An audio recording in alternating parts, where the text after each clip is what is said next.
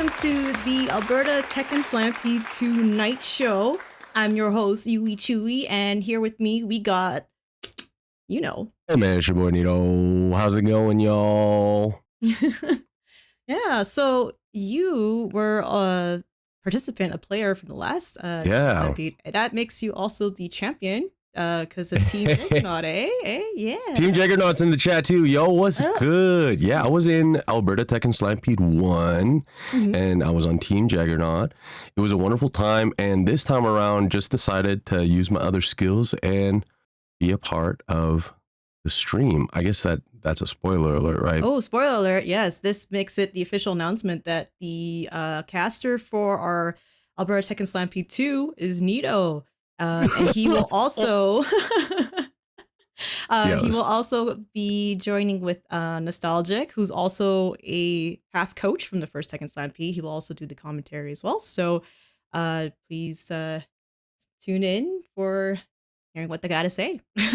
Yeah, Nos is in the chat too. Yo, what's good? Pow pow. Where's the Nito trailer? Oh, well. Next time, I guess. That's what this one is. Yeah. This is the trailer, I guess. Yeah. This is the trailer, yo. Gosh, yeah. No, you know, the whole one-man production and all that, working on all those trailers and doing the team reels was really, really fun. I enjoyed it very much. I hope you guys liked it as much as I did. I had so much fun editing all of the trailers. It was nice knowing tidbits of each players as well to do the team reveal. I'm totally excited for this one. The skill is very, very close together. You probably noticed that, hey?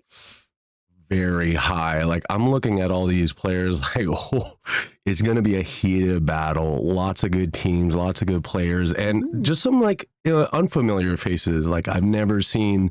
I'm gonna pronounce that wrong. It's okay. Actually. We're gonna switch to team screen so you guys know what we're talking about. Yeah. Right?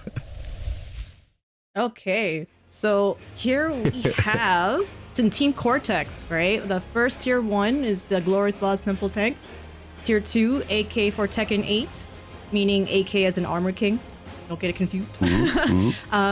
Tier 3, we got Yuiii, who's also was a past participant, and Taro, another past participant from the first Tekken Slampede. They leveled up quite a bit from They're tier 4.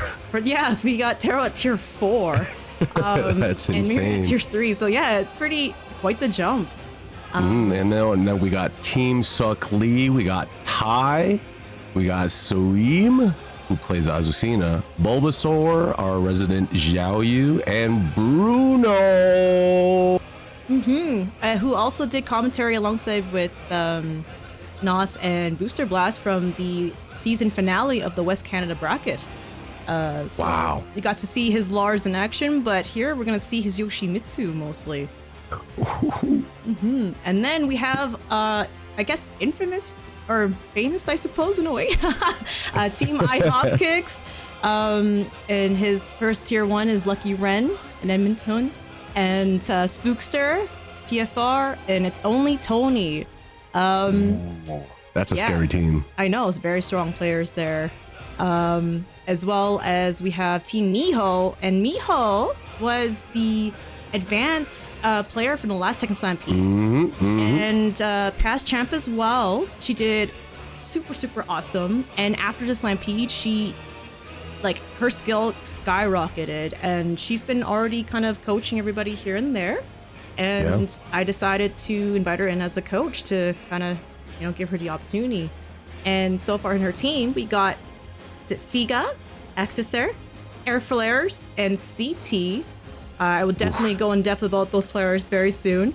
Yeah, next we have up is Team Huckle. And the thing about Huckle, is that he's been in hiatus, but is making a comeback through this event. So, yeah. Ooh, that's exciting. We got Super, Diametrius, Karma, and Arca. Ooh, the June player is coming back. That's insane. But not only that, your past teammate Karma, also known as Elbow. Also known as Elbow. Shoutouts, young Elbow. Yeah, did Tauntjet Upper in grand finals. I'm looking forward to that. And then we got Team Finna Eat. We got Reese's Puffs, Young Sheldon, Dr. Taxi, and Don Nee. Very, very compact. That's a scary team too. It really is. Team Finna is very it's very interesting. We have Finna Eat playing Brian himself, Dr. Taxi playing Brian. He has 2 Lees, which is Reese's Puffs and Don Nee. And then we have Horang. Thanks to you, Sheldon. Yes, Horang. Uh-oh. The wild card right there. Young Shelly's gonna either make it or break it with this team, you know what I'm saying? Yeah, as everyone was mentioning in the chat, Tier 1 isn't a snooze, guys. It's not anything like the last Slampede. Our skill has jumped a lot. I will say the average skill, if you want to put it in ranks terms, it's blue ranks. So yeah, Tier 1, like, we have, I think Figa is just like, honestly, he started at Mighty Ruler, I kid you not, I swear. And now he's, Kishin? Almost hitting Tekken King in Tier 1, so... That's insane. It's quite insane. But we're going to talk more about each team individually soon here. I'm going to switch up to show you guys our schedule, our official schedule for our actual mainstream here, schedule for our round robin. So January 31st. Yes, 31st. That's soon. And it starts at 4, so we'll be talking about, just giving you guys a update and everything. But the official first match will start at 4:15, as you see here. It's gonna be Team Soakly, Team Finna Eat as our opener. That is my God. Already a crazy matchup. I can't wait. That's insane. Yes. Then we right have... off the bat? Yep, and then right off the bat, we open with that. In round 2, right after that, we have Team Huckle versus Team Miho 9.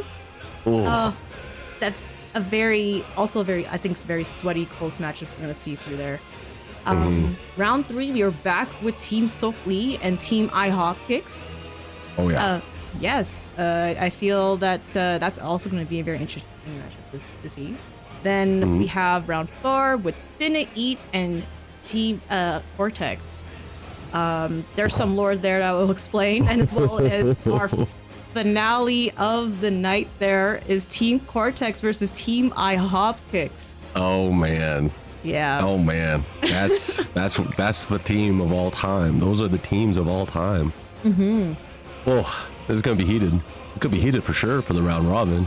Yeah, and so how does it work with seeding for the finals? Okay, so round robin is to determine who gets to start in winners, and the bottom 2 seeds will have to start at losers brackets this time. Ooh, okay. Yeah, so it is important in a way of like, just make sure you perform well so you don't start in losers bracket. But even if you do, it's not the end of the world. You're still, finals can be anything. And it would be crazy if we get a bracket reset in a team tournament. Isn't that crazy? That would be actually insane. That's gonna be a lot of matches. Looking forward to that.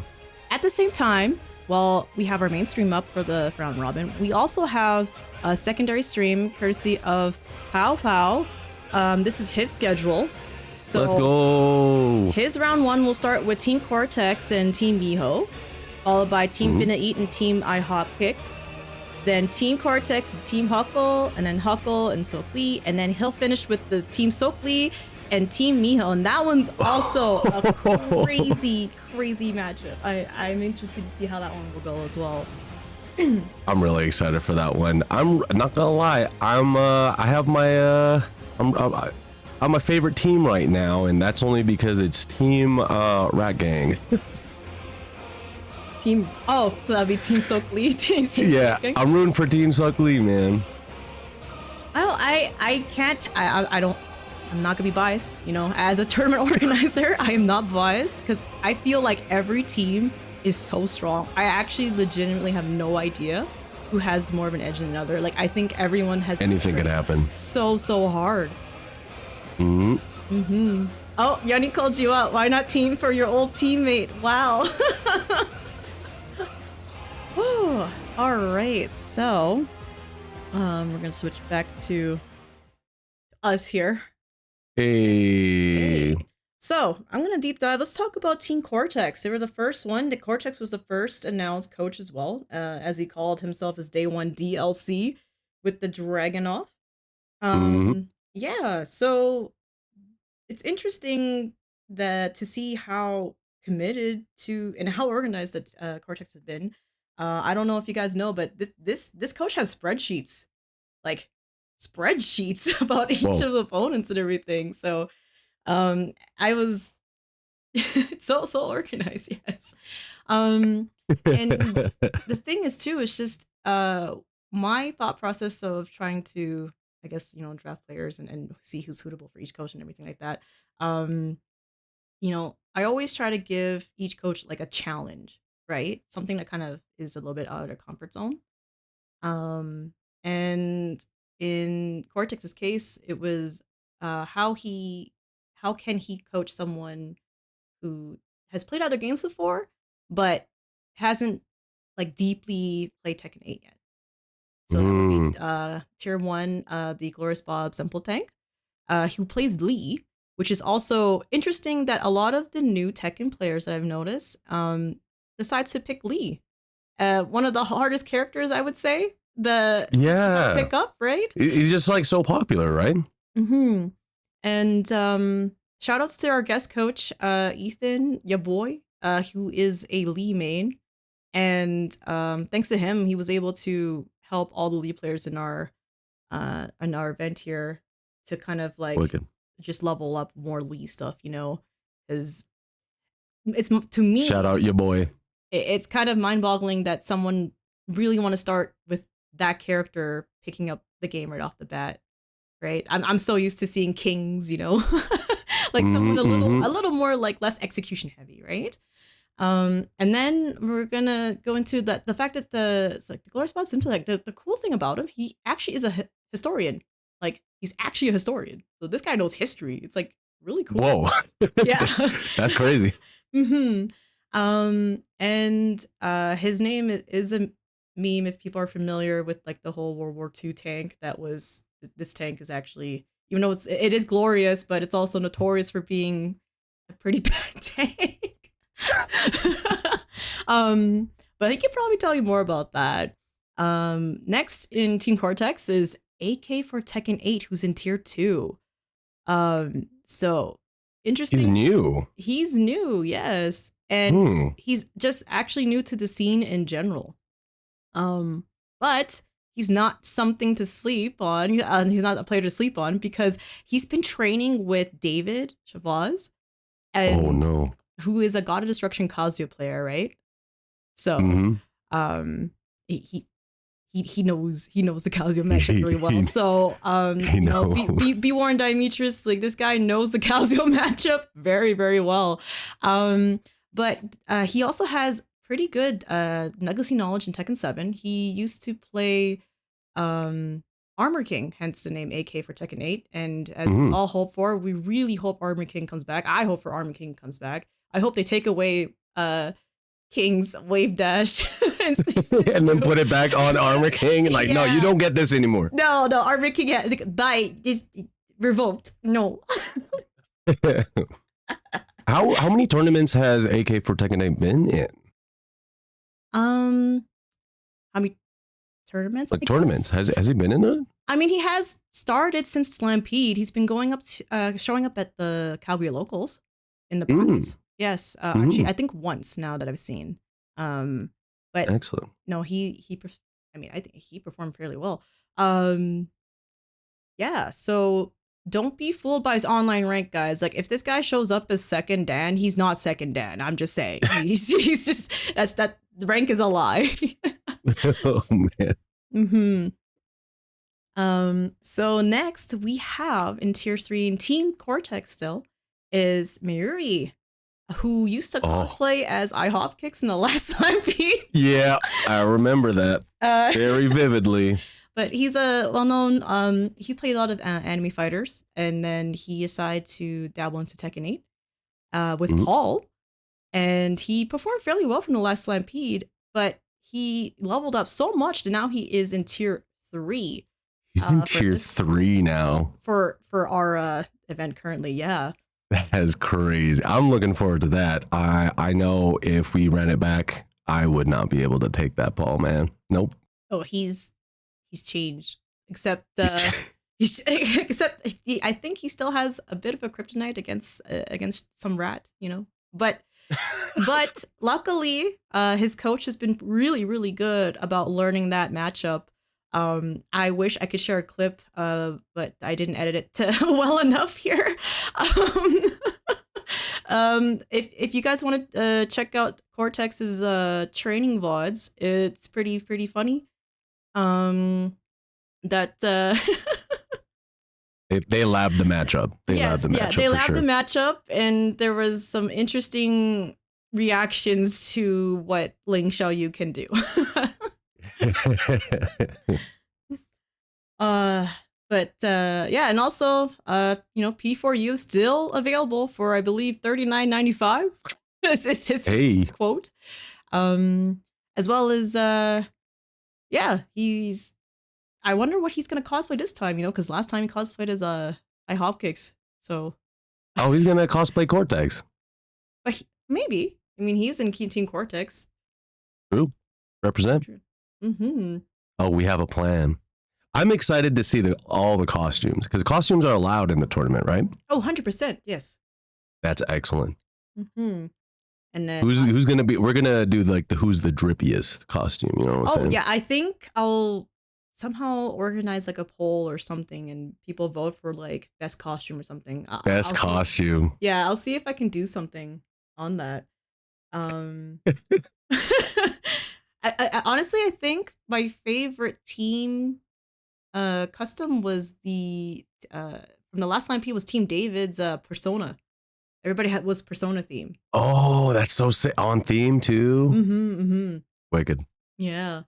Oh yes, Yanni's minion clears. You might see it in this event of Miho's Elisa minion custom.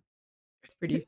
They're all gonna be minions. Everybody on the team is gonna be a minion. Okay, that makes so and you need one with the Gru. Mm-hmm. Mm-hmm. Okay, so last but not least in Team Cortex is Taro, who leveled up so much. I believe his current rank might be Tekken Emperor, maybe Tekken God. I haven't like looked recently on that, but he's a scary Dragunov player. Dragunov's like scary, and as he said, he was a day 1 Dragunov abuser, so look out. All I see is he's God. Oh, he's God. Oh, he's God. He's Tekken God. That's crazy. Yeah, and he was in the intermediate skill in the last Slampede as well. So him being in tier 4 is this tier 4. I would say equivalent is like advanced plus. Right. Like, he jumped a lot. He was under Team Fixer, who also performed really well. And the matchup I really want to see from Taro is, of course, the Dragunov mirror with Tony, and as well his run back that he will have against Arca, because they were in the same skill last Slampede, and their match was, for me, one of the more memorable ones because it was so close. Arca was in Team David last time, right? Yes, Arca was in Team David last time. But yeah, that I'm really, really interested to kind of see that run back and see, because both of them have leveled up to be in tier 4 too. So that's like, it's incredible. Mm-hmm. They were in intermediate tier last time, and now they just jumped up. Mm-hmm. That's insane. Mm-hmm. But yeah, so what Team Cortex been up to, from what I can tell, is if they've been practicing, they've been training. They, if you, I know probably Cortex doesn't want me to share about his VODs very much, but like he's put in some work. the team's put in some work. Um, and you can kind of see, with the scrimmage I saw, the bracket as well in the West Canada weekly bracket, the people who had competed, like they're solid. It's very scary Yeah. to see how Very quickly scary team. everyone leveled up. So up next, we're gonna talk about Team Lee, as we dubbed the Team Rat Gang. Team Rat Gang, Team Knowledge Check. Just to give everyone context, so it's Leroy, Azucena, Xiaoyu, and Yoshimitsu / Lars. If that doesn't like stress you out, I don't know. I don't know what will. I see the Filipino flags. Oh yeah. Philippines. So Lee is a strong player himself. Like he's been performing fairly well in the tournaments and offline as well. Not just online but offline.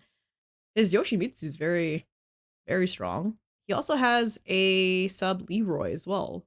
That interesting enough, like I see that's a matchup that not a lot of people know about it, the Leroy matchup, right?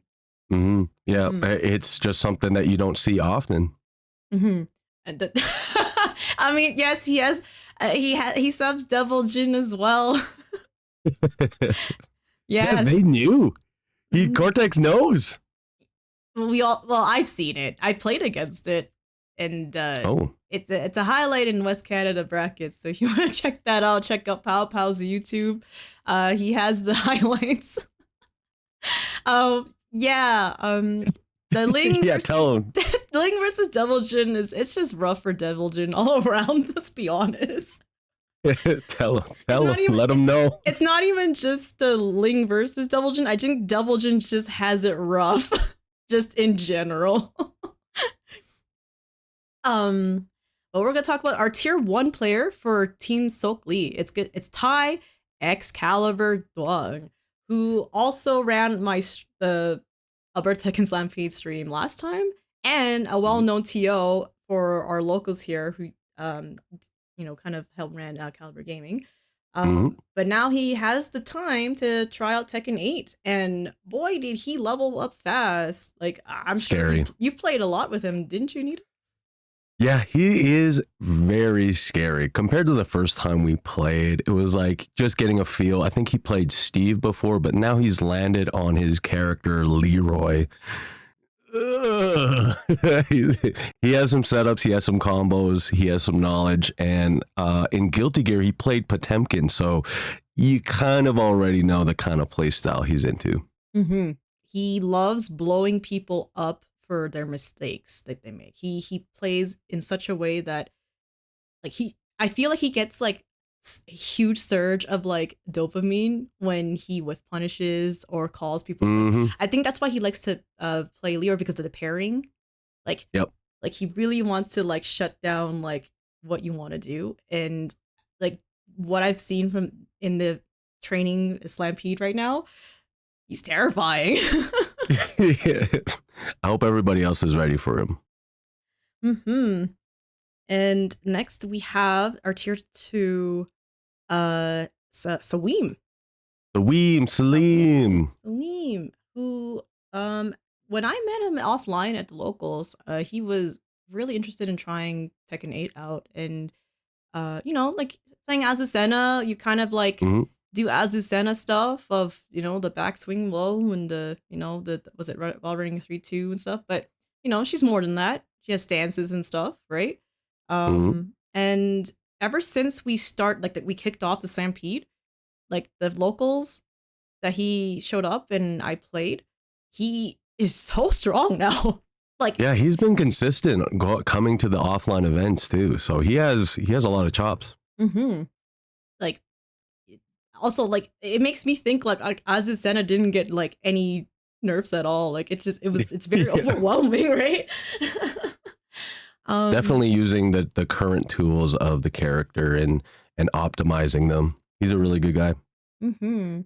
And he's gonna learn more and more, I guess, like in a way, like the more like she has built-in evasion as well, so we're gonna see some really cool stuff. I'm sure Lee has definitely taught him some sneaky stuff. Yeah, I'm looking forward to that. And then tier 3, I'm trying my best not to be biased because it's Bulbasaur, the Ling player. Bulbasaur! Shouts to, you know, Ling Nation, rise up. We're both Ling Nation too. That's crazy. No biases at all. No bias at all. We're not biased. Nah, yeah. But yeah, who is this guy anyways? Well, he's Bulbasaur. That's all you gotta know. Number 1 in the Pokedex.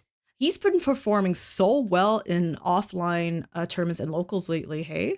I think he's made like top 6 a couple of times. He beat Timbo last time. He beat Timbo. He beat Timbo Nasty. He's the one who sent Timbo Nasty to losers, that's right. And he was a God of Destruction Nina. So that's insane. Yes. And you know what else is insane? How much more insane his Ling has gotten. Like, yeah, so much more. I don't recognize it anymore. I'm just getting bopped in the head every single time we play against. He's really good at the mirror match too now. Yeah, and you have me to thank for that. I helped him out a bit. It's your fault. Yes, I take full responsibility for any even more extreme shenanigans that Bulbasaur can do now. He's been really practicing not only just Link specific stuff, but he is really trying his best to just actually learn Tekken as a whole, like the fundamentals part. And I feel like a lot of new players that haven't played Tekken before and just started to play Tekken 8. Right. It's a tough one to like really sit down and learn because there's so many things. There's so many layers. There's nuance. There's situations, right? Like the rules are like situational, and especially you play like a specialist character like Ling. Like there's so many situational things. In a way, it sounds like there's a lot of inconsistencies, right? But because there's inconsistencies, those inconsistencies are consistent, which makes it consistent.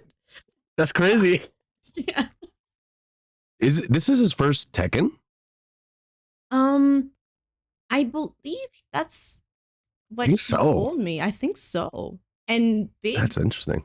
Like good on him for showing up to like offline locals as well. Like I know how scary it can be from just picking up a game, and then not sure if you're gonna vibe with people and play people offline. Like online versus offline is definitely, there's a difference. Like one's more comfy than the other for some. For me, I'm actually more comfortable offline than online. Yeah. It's like that.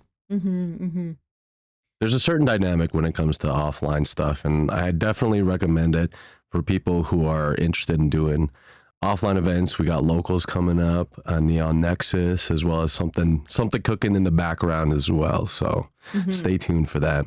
Oh yes. Who do we got for tier 4 again? Bruno. So, Bruno, of course. Bruno Lars. Oh no. Yes, the menace. Scary. He's I guess he signed up as Lethbridge, so I'm gonna say he's representing Lethbridge. Yes. So he will be mainly playing Yoshi. I did say he can play Lars as a break in case of emergency. So if someone totally cooked his Yoshi, he can swap to Lars. That's interesting. Yeah. I've only ever seen his Lars though. I've only ever seen his Lars and Ling, so I'm interested to see what his Yoshi's like. If you think his Ling is like crazy, just his Yoshi is nothing. It's even more crazy. Like it's like Ling is so tamed compared to his Yoshi. Compared to Yoshi, that's Bruno had to handicap himself. That's crazy. Oh man. Oh my goodness. But he got top 6 in the season finale of West Canada bracket. Hey, so with Lars. Whoa. And he got like top 3 at least in the last Overdrive, I believe. Yeah, he was top 3 at Overdrive. So yeah, he's scary. He's scary. And when he's angry, he turns purple, like Thanos. Fun fact about Bruno, though, apparently in the shadows, I'm going to say in the shadows, according to Shadows to Nos here, he has a Steve. Bruno has a Steve. No, really? Yes. Uh-oh is right. But uh-oh. I doubt, I don't think he'll, Are we supposed to be revealing these hidden? Yeah. Oh, that's what this is for, huh? That's what this is for. Yeah. I doubt he will, actually pull out his Steve. I'd be very surprised. I don't know. We're just gonna throw that rumor out there, I guess. Yeah. So people start training Steve, and then they're like, uh-oh is right. Who do we got next? So next we have Team iHopkicks. But before we talk about Team iHopkicks, we actually have an exclusive interview thanks to Nos and Teo that they got with Coach iHopkicks here. So we're gonna let it roll. I had to censor it. Sorry. That's all good. So you're asking me questions as you're playing me, bro? Yeah. That's fucked up. How you feeling about Slampede?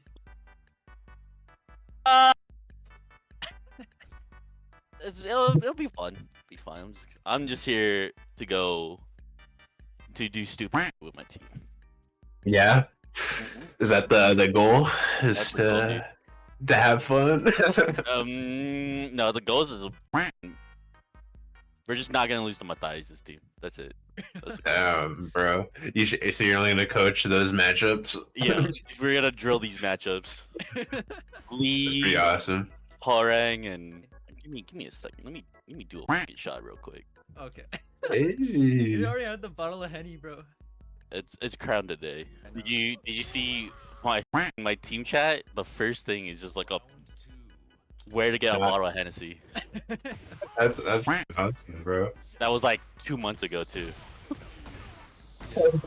Y'all are working hard. I see. Dude, if my one player is like an Edmonton person, if they weren't in Edmonton, I would have drove to their house and gave them like a Mickey of Henny. Are you encouraging alcoholism for? No. I want to make them play their best. I know you've gotten me to play my best before, bro. Against Anakin? Yeah, dude. Oh, shit. That's too good. Yeah. How do you feel about the players you're coaching? I feel like I have the best player in Tony. Facts. Tony is a good pull. I bro. don't think anyone's beating Tony. That is a legendary Your boy, pull. is a Taro or something? No, he's getting cooked. Damn, bro. Yeah. Yeah. Okay. I'd like to put some money on that that match, bro. I'm so down. 20 fun dollars, Okay. Or we can do 50. That's great. Did you have any? He beats my ass on the daily. I don't know why I'm coaching him. He should be coaching me. How do you feel about like the characters that you're coaching? Was this like Drag, Fang, Paul, and Asuka? They're kind of simple. I think I can do it. Yeah, I know like the basic game plan for those characters. After all, you have experience against a certain Teo. This dude, is he playing Paul or is he just playing Teo? You know what I'm saying? Damn, bro. I don't know if that's a compliment or like an insult. It's like both a backhanded compliment. Backhanded, yeah. We're doing gimmicks, flowcharts, and that's it. That's fire. Yeah. I like that strat. Not enough time for fundamentals, and I don't even have fundamentals. I'm a mashing son of a bitch. It's okay. We'll edit Stop it trying so hard, bro. Yeah, swap the names, bro. Swap the names. Yeah, I have a Dragunov. Dude. You're gonna ask something? Oh yeah. What was like your main goal? Oh wait, I think I already heard about it. Yeah, it's the beat Matthias' ass. Yeah. Beat Matthias, Josh's. Who else is on that team? Or on other coaches? Tom, Huckle. Oh yeah. What is butt soup and what is iHopkicks? iHopkicks is just me. Butt soup is just like a funny name I like using. You ever seen Community? It's from there. Announcement number 2, butt soup. Do those two entities, like, are they two different people? Dude, they're just both same person? They're same dumbass. Different flavor? Just different flavor, yeah. I like that. Flavored. What got you into Tekken? Always been in the like FGC, like just like a big stream monster, I guess. And then when Tekken 7 came out, I was watching Ares, and I'm like, okay. I bought a stake, Tekken 7. Yep. That It pipeline. kind of forced me to stick with it because I'm like, I just spent so much money on this, and I want to be somewhat decent. How long have you been playing Tekken for? Since Tekken 7 came out, I think. You're gonna talk about the fact you reached Tekken God with Claudio? Dude, Tekken God, anyone can do it. Anyone can do it. It's like a well-open club. Not Huckle can't do it though because he's like Tekken Emperor now or something. No. Sucks to be on that guy's team. Damn. Honestly, the goal is just to send out Tony. I guess, what's your mentality? What's your approach for coaching? I have no idea, bro. We're gonna figure out on the spot. What custom is that? Hamburger, bro. A hamburger, yeah. That's pretty funny. Is that what your profile picture comes from? Is that when you're playing? No, this is when I play Joey Fury on stream. Oh shoot! I didn't know you also played against Joey Fury. Yeah, it was winner of me versus Box played against Joey Fury. What? Yeah, my pictures from when I played Joey Fury stream. Like right before I played, this is a hookup. It's just like in that like first team tournament that we had in Calgary. Yeah. It was like me, Josh, Tom, and we had a hat that said hook up, and we just gave it to whoever was playing, and it just became a meme. Yeah, I got the hat from Denny's. Denny's. Damn. I'm crazy at the claw machines, man. It was like after a local or something. We went to Denny's, and then the hookup hat was born. Those are good luck charms, bro. Have you realized that you haven't won anything since you bought it? Dude, that is not. It's like false profit, dude. That hurts. That's like Venom, bro. You gotta have to put the suit back on. What the Claudio Gaming? Active defense, bro. If there was a character you could put in Tekken, who would it be? Ronald McDonald. Ronald? Hamburger. I don't know. Character I actually want that was a mean pick. Would be probably Lei or something. I don't know. I like Lei. Yeah, Teo, you free as dude. Damn, I'm answering questions, bro. Just run the back real quick. Wait.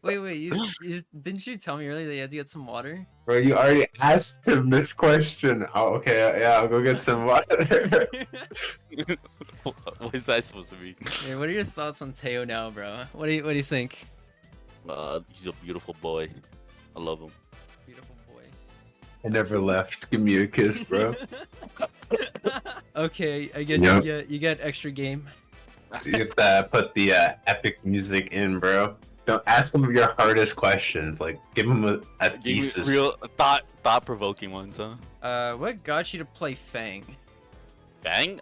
Dude, that dude was top tier, dude. Top tier gaming. And I just wanted a different character from, because I was getting like staled out from Claudio because I've been playing that dude since 7.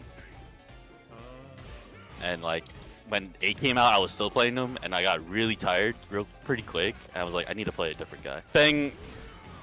There's also a little like funny story with Fang. At my first Evo I went to, 2019. This is a long thought-provoking question. Story. Yo, thanks, Jackson. After me and my one friend, we went to brunch and did like bottomless mimosas, and like we're going to the finals, and I'm kind of having a good time, you know. Yeah. And then we see all the Yamasa guys there, and I'm like, oh shit, it's all like all the Japanese players. You know, you got like Nobi and shit like that, Take, and my friend's like, oh, you want to take a picture of them? And I'm like, nah, dude, let's just go to the finals, whatever. And he just, as we're going to the finals, he just stops and like goes to them, hey, my friend is a really big fan. He wants to take a picture. I'm like, what the bro? So instead of making it awkward, I'm like, yeah, I'll just take a picture with you. And you, the Fang player, is there. And he was like, just me? I'm like, yeah, just you. I just wanted to get it quick and over with. And then I have like a picture with you that's like a pretty good picture. And like, I never touch Fang. I never really watch you matches. Like, he's not like someone that you would think it's like someone's favorite player, you know? Maybe back then in Tekken 5, but... How do you feel about the coaches that you haven't already mentioned yet in this? I think they're all free and it's gonna be easy. They all ass. I have never lost to any of them. Don't look up the head-to-heads. Quickly fact check that. No. I didn't mean to bust on you, Marcos. You mashed there. You You know, I'm pretty nice, bro. Oh my. Hey, yo, make sure this makes it into the cut. Honestly, I play a lot of these guys. Other than like Suck Lee, he's like the only one I don't play that much. And I wouldn't even want to play him because it's fucking Yoshimitsu, and I hate that character so much. True. Wait, True. Suck Lee? Suck Lee, is that his name? What's Damn, that's crazy too. Is that Yeah, that's real. I thought you said that. I was like, what? Oh, you know what? Okay, let's go with it. Yeah, Suck Lee. You're so. I hate you. I want to take you out of this. I wasn't even in that shit to begin with. Bro, why you do that? Why you do that? Oh, give me that. What the f? No. Oh. What are you, huh? Why you, what? Oh my god, you're Yo, Claudio, I actually think Claudio is like top 5. Maybe. Borderland, like... Like Arslan Ash, bro. You have any other hot takes? Nah, that's not a hot take, dude. Oh, shit. You know how many Claudios you see in like top 8 and stuff like that? Down back 1+2 just carries him, dude. That move's crazy. What about Paul? Go ahead. All players are stupid, so it's fine. Damn, don't you have a Paul player on your team? Yeah, exactly. This game is stupid. Oh my god! Not take another shot real quick. Okay. I'm gonna go play Yu-Gi-Oh! Okay, go for it. Thank you for your time, bro. Thank you for your time. Yeah. Good interview, and Thank you for having me. yeah. All right. The only cringe thing is me losing to your Paul. Okay. Well, that was our Hopkins. Bro, the amount of the amount of ducks I had to put in that fucking. I mean quack. Quack. I mean quack. Quack. Quack. Live television, man. That's Oh man, that was one of the funniest interviews I've watched in a while. So much shade. But that's what sometimes that's what you need. You just need the confidence to carry your team forward, you know? Mm-hmm. It's very interesting to see, like, each team has their own style of, like, motivating each other, and we just witnessed how Hopkins would motivate his team. Oh my god, Suck Lee. Oh no, it's so... I mean... Shout outs to Nos for editing and doing the interviews. All I did was do the captions, bro. All I did was do the captions. And Nito did the captions and the censoring with the quacks. Oh, but yeah, so Team iHopkicks. We have our tier 1. We're gonna talk about Lucky Ren. She plays Asuka, and she kind of it's interesting because from what I saw, it's like she plays a lot. I think there's like over 2,000 ranked games or something like that. I mean, I could be very wrong, but but clearly there's something like she found that needs to, you know, work on, but just can't quite figure out. So hence why she's in the Slampede. And from what I witnessed, like I mean, she's really good at parrying before even the start of the event. Like I was like, wow, like that's a lot of Asuka parries that she's landing. But now it's even, wow, Asuka hurt. Asuka hurt a lot. So yeah, and she did say for me to say this. This is a quote from Ren. She wanted me to share this with everybody. Tell everyone I hope they're having as much fun as I am, because if they aren't, I will simply pick up on their stress and capitalize. Smiley face. Oh, wow. That's confidence. That's confidence. That's Coach iHopkick's influence, right? Everyone is so confident. Wow.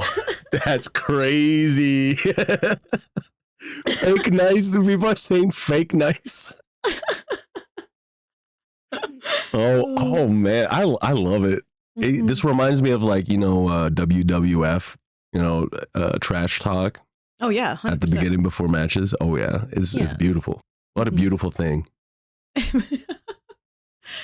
Oh, yes. And so Lucky Ren's been able to actually learn more Asuka specific things because of her teammate and who's in tier 3's PFR. Yeah. But we'll get to him PFR. soon. Second, tier 2, we have Spookster, who is another sleeper, I would say. He has like legacy Tekken 7 Paul, and he's still maining Paul in Tekken 8. Also plays Yu-Gi-Oh! Like actually competes. Oh, that's crazy. yeah, it's pretty cool. And I think he has like a lot of oh my gosh, I'm sorry. Good synergy. He has a lot of like some sort of collection, but it's very impressive. Impressive. Yes. But this is their first showing at Slampede. The first showing in Slampede. First showing in the FGC in general, I believe. Like it hasn't come out to locals or anything. Also Calgarian. Sleeper build. I think it's the power of, anime, specifically Yu-Gi-Oh! That's like really strong on this one. It's just like me for real. No, you're my coach. But he's friends with your boy Ethan as well. Cool. Yeah. So they play a lot at the Tekken. Tekken. And then we have PFR in tier 3, who is he's well known for playing the anime fighters for sure. He's really good with the anime fighting games. And he's also been playing Asuka for a very, very long time.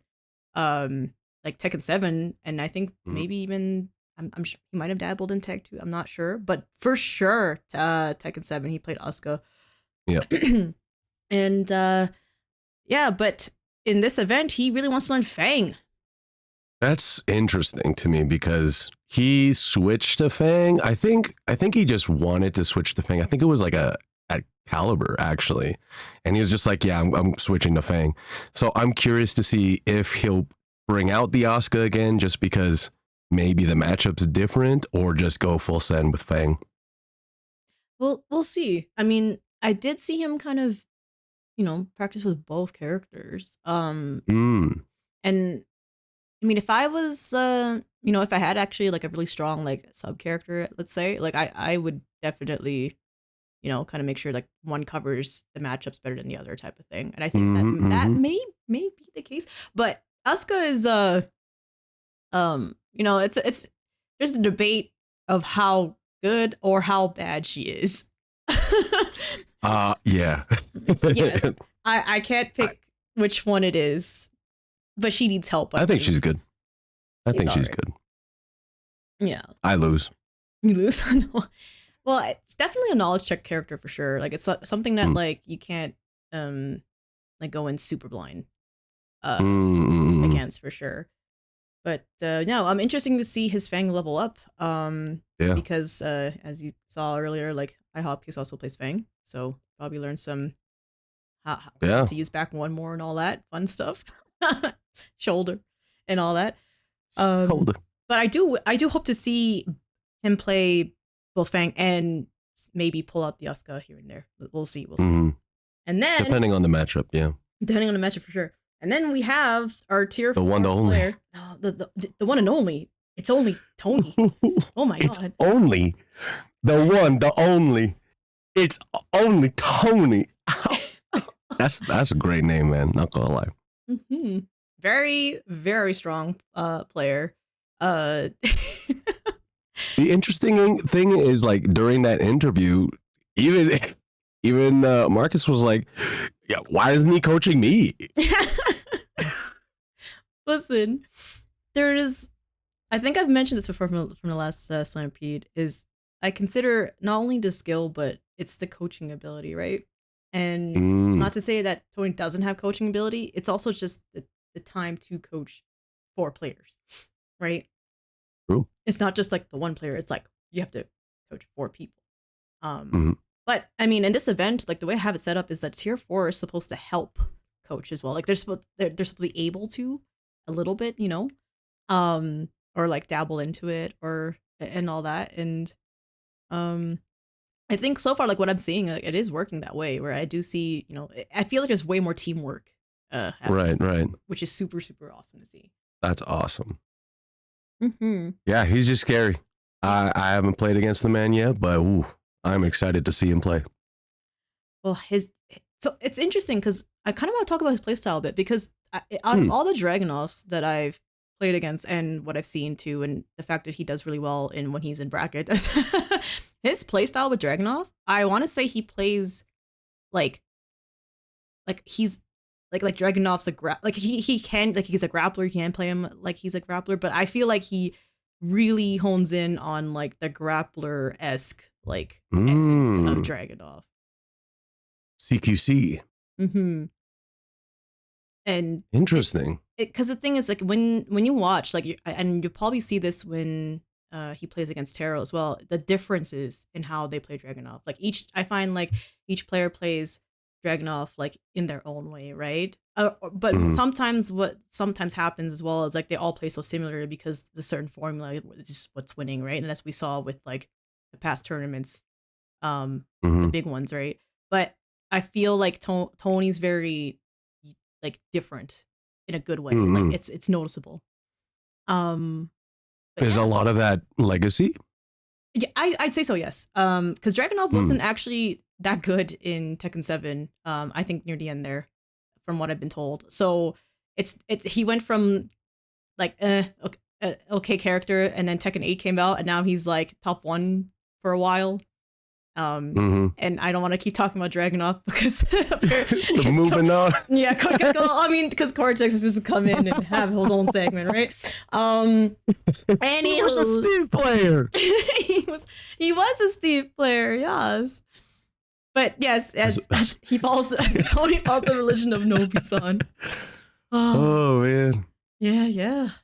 So that was Team My Hopkicks. And then next up, we're gonna talk about Team Miho, your teammate who became coach. Let's go. Yeah. What are your thoughts on Team Miho and Miho herself and whatnot? Oh, Miho is just knowledge in a bottle. Like sometimes it's almost so much where my computing brain is like trying to catch up, but she knows so much about the game. It's amazing. Just seeing her work, put in work, and like actually start to do coaching. So seeing her as a player and a teammate was amazing. But now she's actually teaching others how to play too. Get some more of that knowledge. I'm really excited to watch Miho play. And I'm excited to see, like I said, her, of course, like her teammates as well. Like just how quickly they all level up. We're gonna actually talk about the famous tier 1 player Vega right now. Yes, as Airflares told me to has mentioned, tell him the tier 1 sweep is coming. Because Vega is that strong. Oh, real. Like he's been a consistent top 3 player for Smash. Wow. And I think Street Fighter as well. I could be wrong. It was Mortal Kombat. I think it was Mortal Kombat. Yeah. And Mortal Kombat. He kind of like started out with Victor for a bit, and then decided to completely switch to Heihachi, and it's really working out for him. Scary. Heihachi is definitely his character. And when he signed up for the bracket there, I believe he knocked out, well, not knocked out, but like maybe he's knocked out. He did beat JNR, and there's another. Really? Yeah, JNR. And another player as well. Oh gosh, I had it on my notes. I'm so sorry, but it was very, very, very impressive. That, yeah.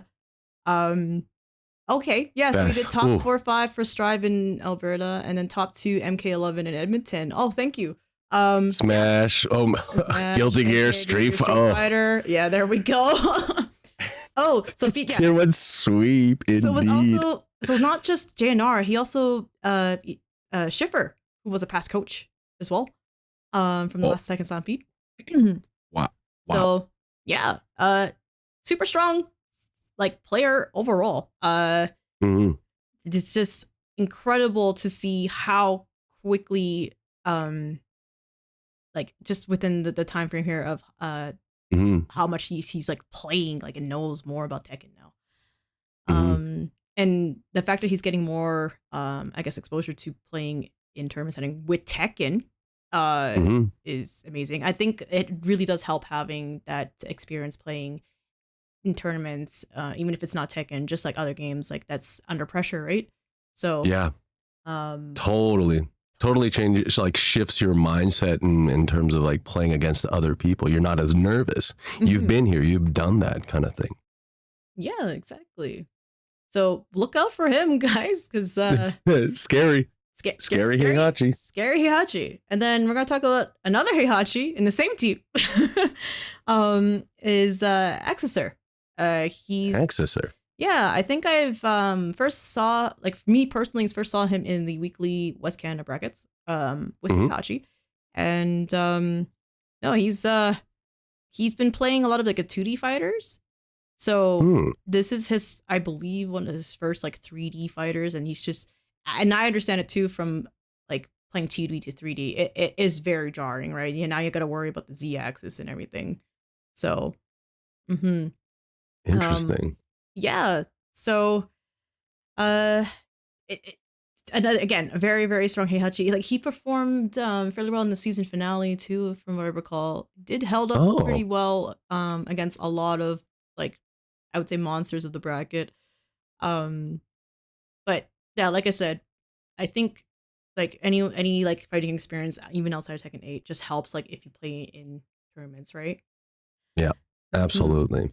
So I am going to explain, like, how the tiers work in this event, because there's so much misunderstanding, and I try my best to explain it.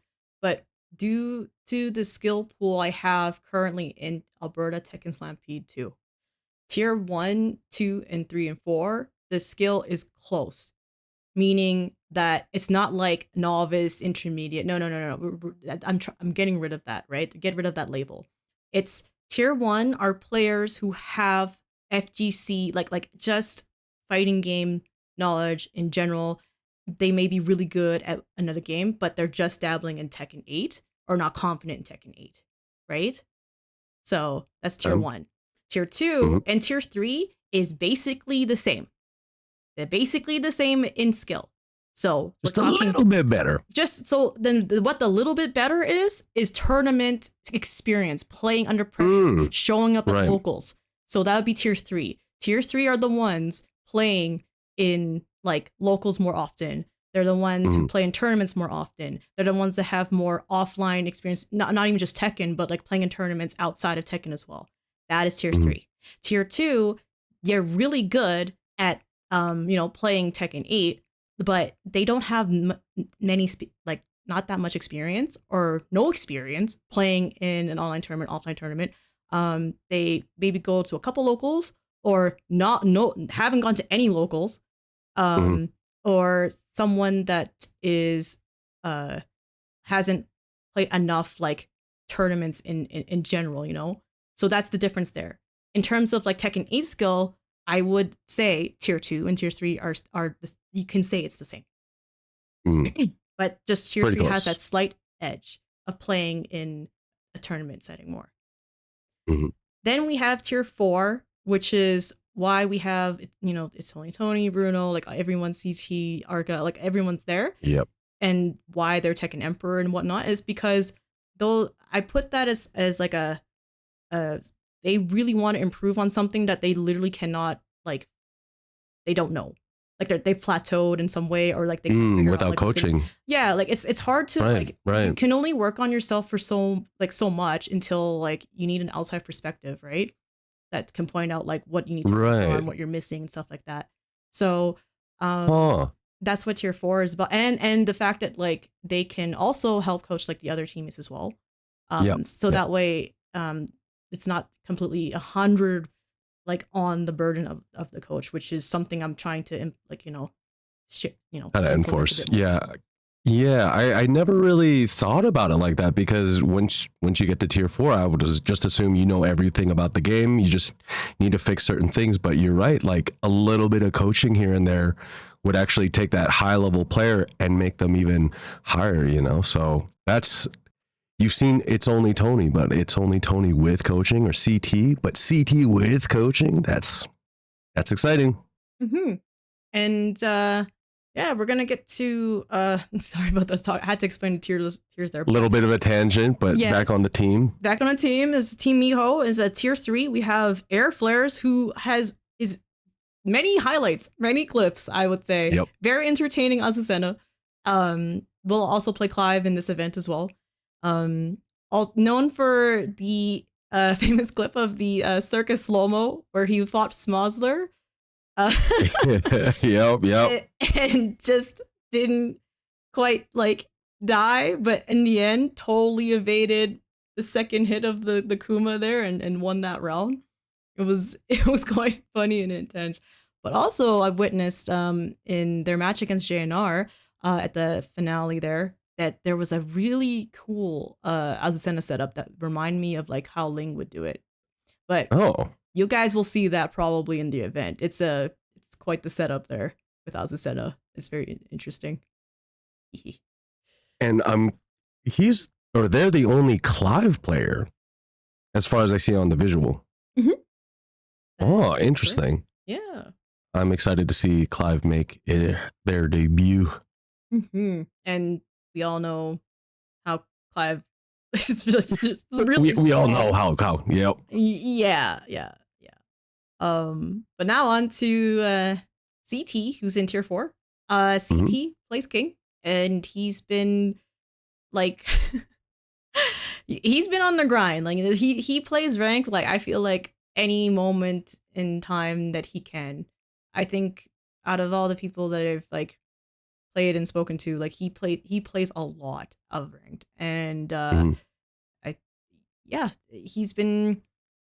It's interesting to see how like he started off with like typical King players, like it's similar to like Sejam Slam in a way where like King, you can use like the 4 moves, right, and get away with it, and just get away with it. But now once you reach a certain level, right, it's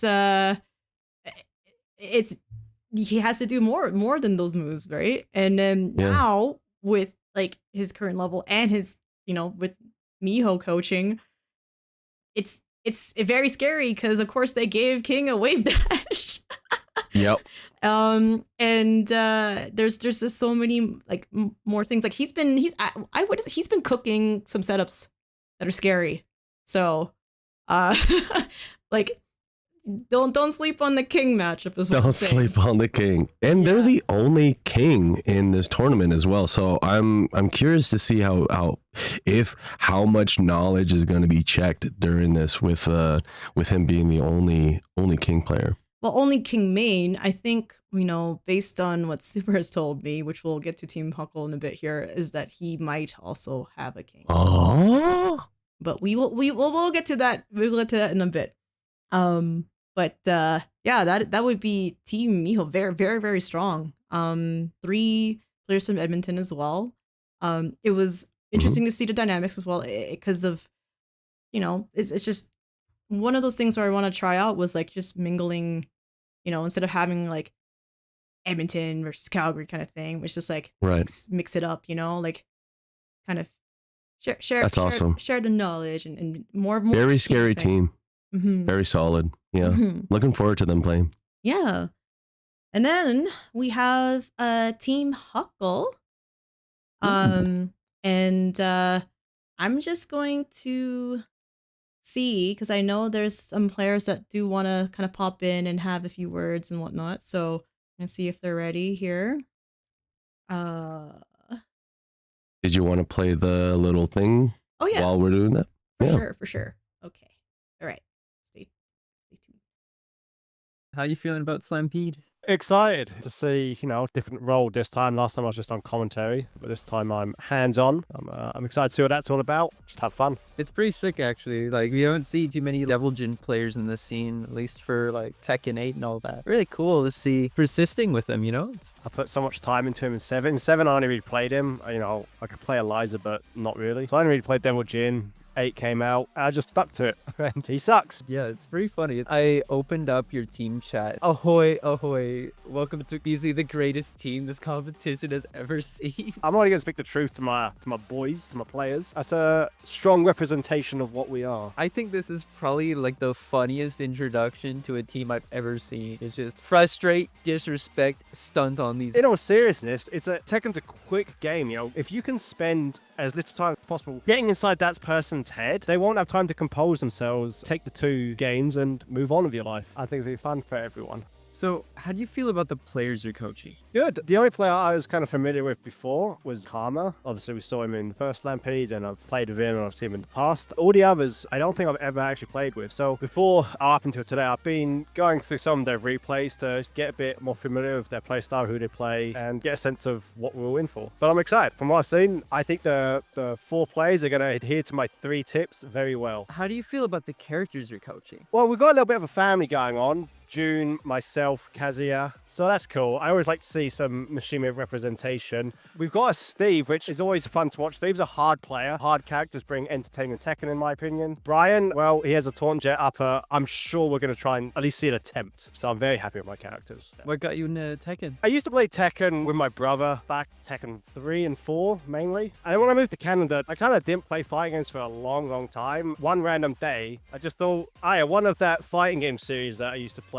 And quite literally the very next day, Tekken 7 was coming out, and I had no idea. I actually decided I'm going to buy it, and I'm going to try and get good at it. Here we are. What is your main goal to get out of this? To win. Being a 12, 13-year-old playing Devil Jin, I needed that angst back in my life. How did it feel transitioning from Tekken 7 to Tekken 8? Sometimes I still feel like I'm going through that transition. I love the game, but I have been critical of it. I think Side 7's been absolutely destroyed with the whole hitbox expansion thing that people always hide behind. It's a lot more aggressive. A problem I always had in Tekken 7 was if you just bombarded me, I crumpled. And this game just allows people to excel at doing that. It's not been super easy for me, not to mention that this character is this character. I'm slowly getting there, and I'm slowly starting to learn to appreciate what it actually is. If there was a character you could add to Tekken 8, who would it be? I really want Roger back. That's right, yeah, the kangaroo. As for like a character that hasn't been in, like guest character-wise, I would really like to see a Virtual Fighter character in Akira, Lion. I think it'd be really cool to see a Virtual Fighter character make an appearance. How long did it take you to get to where you are today? I think rank inflation is a thing in the game, so I try and put myself, if I'm playing Tekken 7 as good as I play Tekken 8, what rank would I be in that game? And I'd say Tekken 7, I was hard purple rank, right? I don't think I'd ever have reached Tekken God, but I like to think now I'm probably a Tekken 7 high blue ranks, low, Tekken King maybe. And it's taken a long time. It took a really long time. I plateaued hard towards the end of Tekken 7, and at the start of Tekken 8, I kind of struggled to adapt. There was a period where I went through just a big, really struggling to improve, but like I said earlier, just keep at it and you will get better. How do you feel about Devil Jin in this game? A problem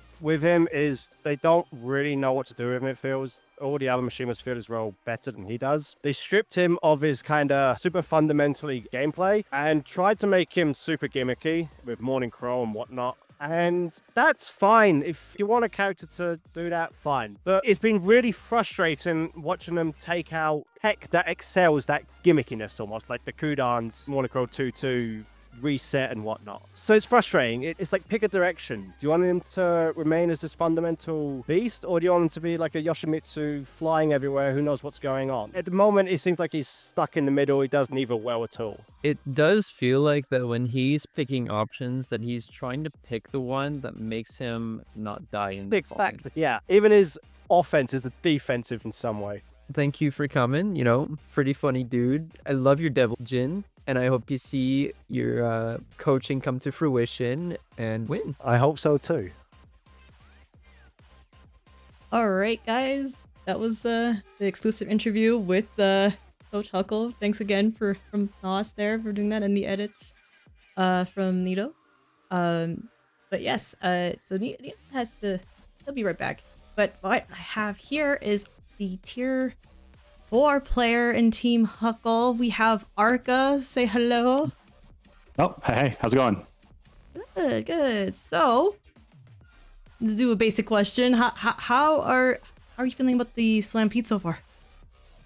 Pretty good. I think like I'm set up to tussle with like a couple of the players. I guess I'm kind of worried about Bruno and CT because I mean, Bruno plays Lars, CT plays King. Like, I mean, I kind of feel that I just have to guess right in those games. Whereas like the other two, I think I have a better handle on those matchups.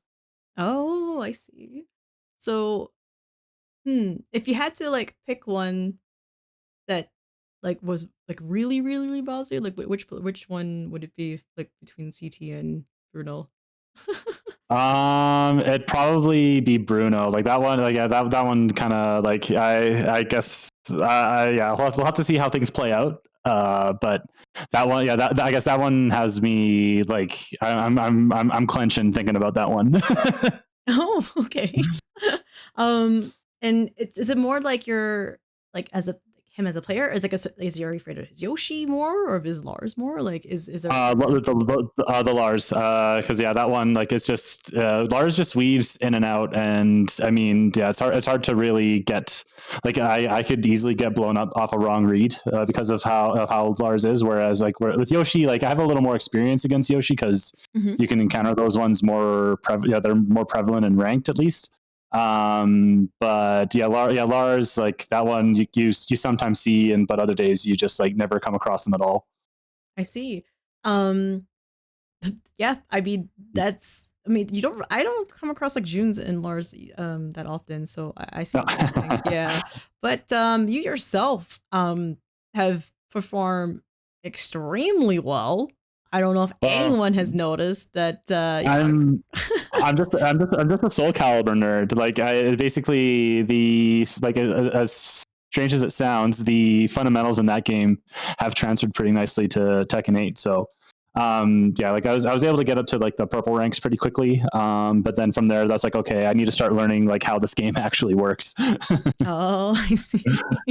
I mean, the thing is, you have experience with like a 3DS game, and I know like the movement is just so much better in Soul Calibur. Let's Yeah, I kind of miss that. Do you find like June is kind of close to Soul Calibur in a way? Like, what did you find some similarities with that character?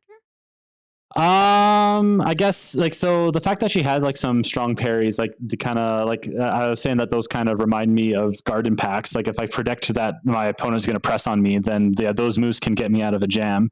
I guess, but so no, the big reason why I picked June is because yeah, like since this is my first Tekken, I didn't want to pick up anyone that was too technically demanding. So yeah, like I mean, I knew that she was going to get nerfed. Like I don't want to be like I don't want to be known as like this tier whore. So I wanted to pick someone that was like like I guess it does have to kind of work a little bit to get their wins. I mean because like that's not to say June doesn't have like some busted things. Like I think there's a lot of characters in this game that do busted things, but I mean she's not nearly as egregious as like the top 10. I see. I mean like at launch though, people were like right. I know exactly. Yeah, her damage at that time and just like the kind of things that she needed to, I guess, get openings was it was pretty stupid. But I mean, there are I'm kind of known as like the can enthusiast. So, but that move's messed up. I mean, from the last locals, like the most recent one, Mhm. I think we need to start doing a can counter. Because Oh. the amount of cans you landed was insane. Oh, it's like it's just as I said, it's a messed up move. Like it does so much. Like it can't get parried. It jumps, so it calls out lows. Like, and it also is a counter hit launch, so I can also just use it as a timing read. Like it's yeah. Cans. It will pay your taxes. Oh my goodness. So I guess because you were in the last Slampede, right? And you also were in the same, like, I guess a skill bracket as Taro as well. Right. How do you feel about fighting Taro again for this one? Well, this one I'm definitely more comfortable in the Dragunov matchup. Cortex and I also him and I trade games, so I mean, we'll see if I guess Taro has the sauce. I'll definitely be finding out. But Dragunov, it's just a matter of me just not, I guess, putting myself in a situation where he can get a lot of damage on me. And we'll just have to see what kind of coaching Taro's given. Like, I'm pretty confident in the coaching that I've been given. So we'll just have to see how things play when Friday comes around. Okay. Well, like, there was a close match like last time, so I'm curious to see how you guys will play again this time.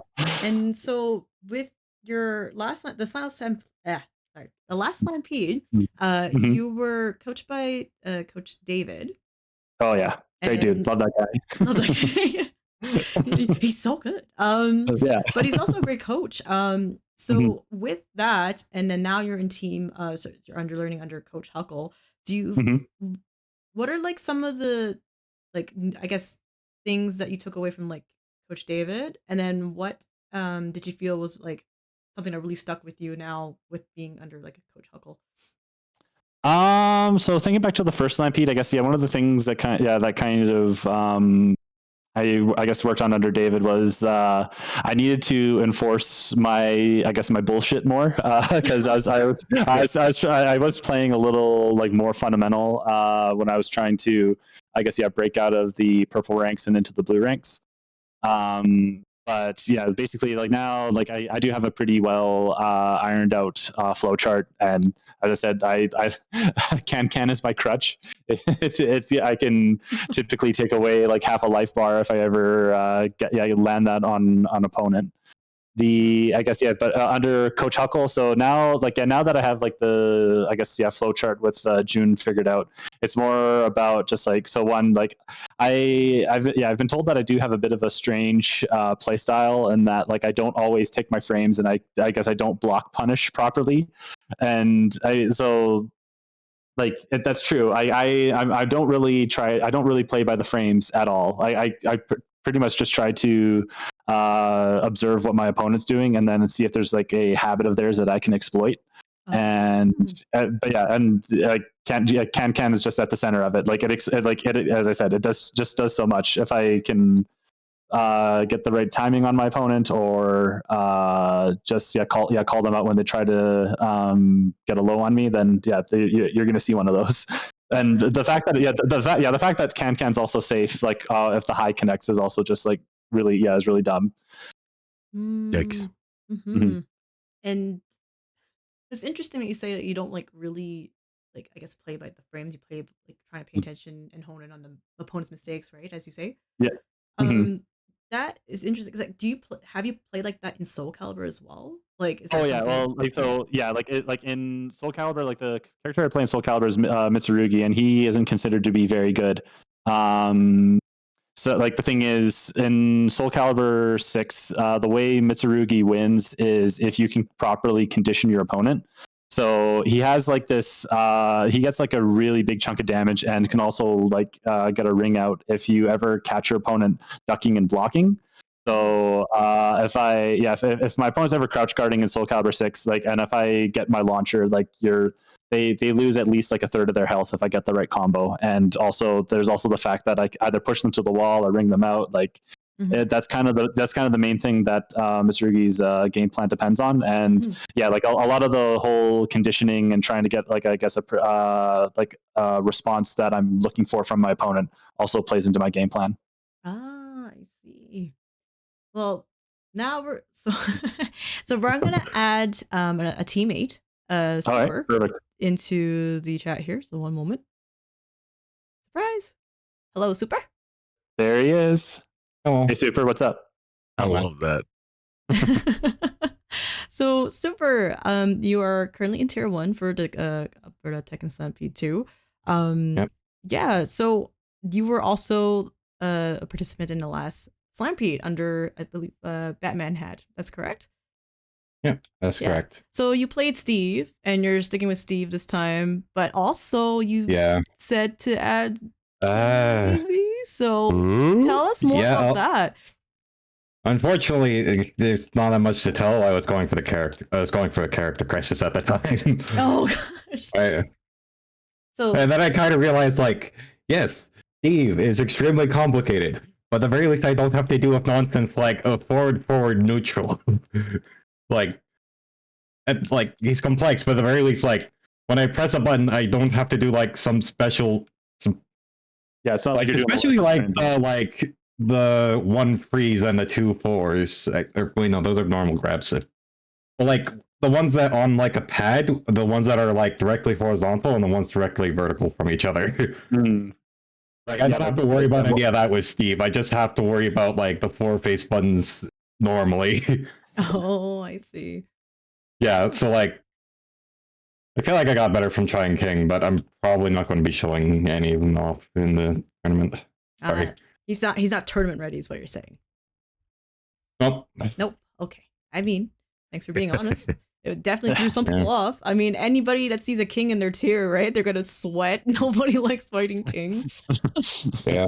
I mean, I'm fine with King. But I mean, Steve is also quite a knowledge check character as well. Like, if you don't know what Steve does and how to deal with Lionheart, he's kind of scary, right? Yeah. I've actually been told by my coach to stop relying on Lionheart. Oh, because okay. unless you're in heat, it's not all that threatening unless you do it right.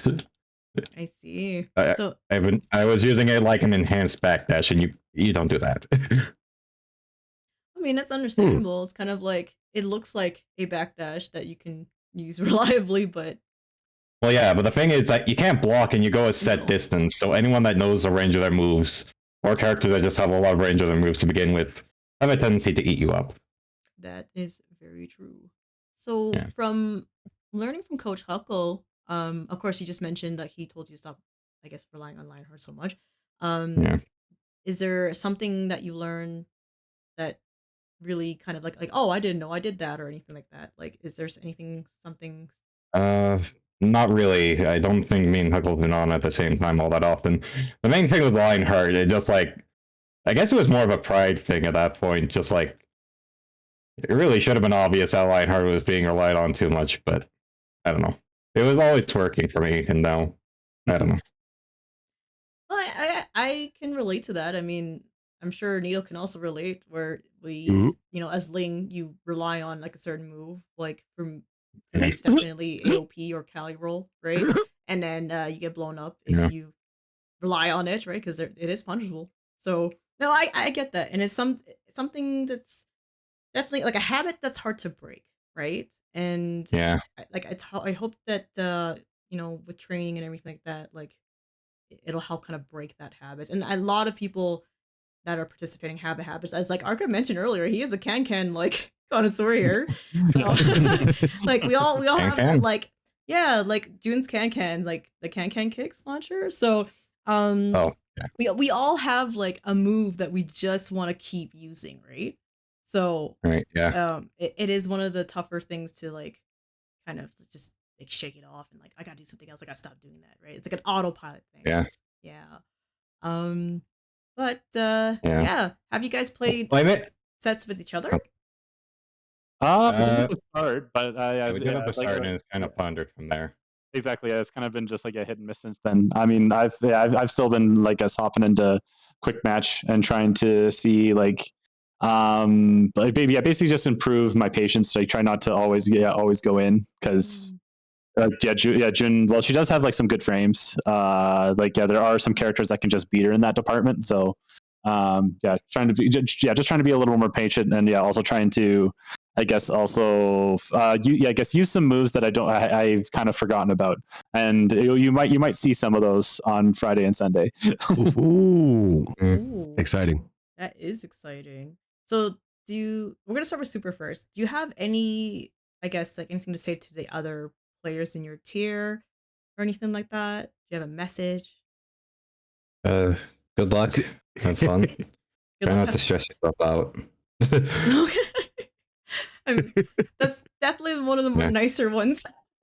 You're so nice. So nice. Yeah. Well, I mean, No, it's all good. I don't know. Like, Go ahead. I don't know. Like, all told, I've never liked the kind of people that like talk shit and beat your ass at the same time, because like, what's the really gain from that? It's to anger the opponent, getting their head. Yeah. Throw them off a little. I mean, I get it. Like, Huckle briefed us on this. Yes, that's right. We need to get inside their We need to get inside their head. We need to throw them. I mean, yeah, no, of course. But I mean, like, he's trying not to show off too many things right now. He's going to be nice right now, and in game he's going to show. Yeah. All right. And so we're going to go to Arca here. Do you have anything to say to your tier? I do. I have something that I guess that deeply troubles me, and I think I need to get it out there. Marcus, you have a gambling problem. Get help.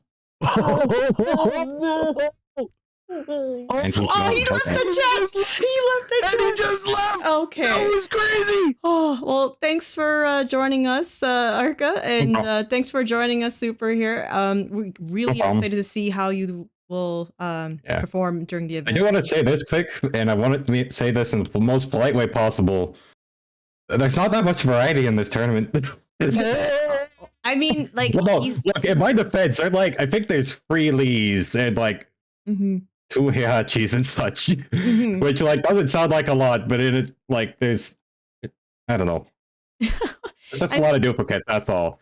Like, I get it. They have to pick from a pool of people that actually apply, so it's not like he'll be able to do it perfectly. But like, yes, I just found it funny. That's all. Oh no, I agree. You wouldn't believe the amount of Lees that signed up. Like, yeah. Yes, I mean, to be fair, it doesn't entirely surprise me that Lees are in constant need of coaching. Do you have any idea how much perfection that character needs? All right, so yeah, I mean, I understand that, but thanks for joining us here. Then we're gonna have Team Finna Eat join us here. So thanks, Super. Thanks for joining us. Problem. All right. Thanks for joining. Looking forward to your play, man. Good night. Have a good night. I will leave in a moment. I'm just in the middle of a Tekken match. Oh, no worries, no worries. Oh, that's crazy. Okay. Well, we'll let you cook a little bit here, but I am the one on the grill, buddy. What's interesting to me is a lot of the teams. I mean, they have. I think that there's a lot of variety in terms of the different tiers, right? So sure, we have a lot of like the same character representation in total, but when you look at the tiers, everybody has a specific matchup that they need to work on, and that's where I think the coaching comes in, like being able to talk about where you can press in certain frames and all that. Just a lot of knowledge. I'm really interested to see how the previous Alberta Tekken Slampede players are going to do in this one with their new coaches, like you were saying. Yeah. Exactly. It's. I mean, I'm not going to leak like who signed up or anything like that, but there was a lot of Lees and a lot of Kazuya's, actually. A lot of Kazuya's. But the problem with Kazuya, they were in the same tier. Like, like, I could not, like, if they were like maybe tier 3, tier 4, tier 1, sure, but they were all the Kazuyas were in the same tier. That's insane. Yeah. But up next we're gonna play the interview, thanks again to Nos, of Finna Eat. And we're probably gonna actually have a lot of people from that team joining us later. So stay tuned. Oh, sweet. That's awesome. How you feeling? Feeling good. That's Feeling good. Like about Slampede in general. Like we're just currently. I guess both. Yeah. School just started, but I'm making coaching a priority. Feeling good about my team. Feeling good about the tournament. It's gonna be fun. That's it. All right. How you feel about the characters that you're coaching though? I'm a little surprised with the amount of Lee I got. I don't think that's a bad thing. I think Lee and Brian, they kind of overlap gameplay wise, but I've had some experience with Lee, so That's good. should be pretty good. And Orang, not a problem because Young Shelly's my boy, so we're gonna work, you know. Yeah. Don't put me on the spot. He's too cute, bro. It's like the pressure is insane. Oh yeah, that's another question. What are your thoughts on Teo, bro? Thoughts on Teo? Yeah. He's like a giant like teddy bear, bro. Like when I first met him, I thought he was gonna like bully me. He's so nice and quiet. Thanks, bro. Yeah, you know Teo's the goat like that. Oh shit. That was good. Yeah. What got you into Tekken? Everyone was playing it. Straight up. I always liked Tekken. I loved watching Tekken. I came from a Street Fighter background, but the game felt a little too hard. I have to like learn how to backdash, you know, all that stuff. But TA came out and I'm like, okay, let's give this a shot. And it ended up just like sticking. It's really fun. So I think that like what made you stay was that there was a bunch of other people at your level, so you weren't like discouraged getting your like ass beat constantly. yes and no. I'll say yes and no because one, there were a lot of people similar skill. That made things really like fun. I could play for hours and like discover things. But also it was great that there were so many experienced people at the same time. Yeah, that's true. Yeah, you have resources, right? Yeah. that was Street Fighter right there, bro. Yeah.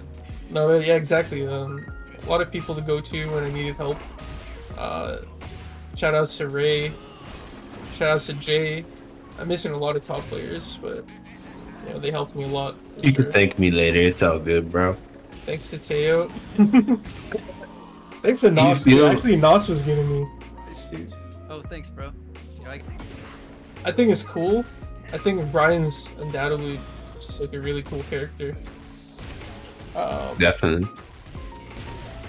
But in terms of like identity, like who people see me as, it can get like a little, you know, like, oh, just another Brian player, you know. Right. You just casually text that while talking.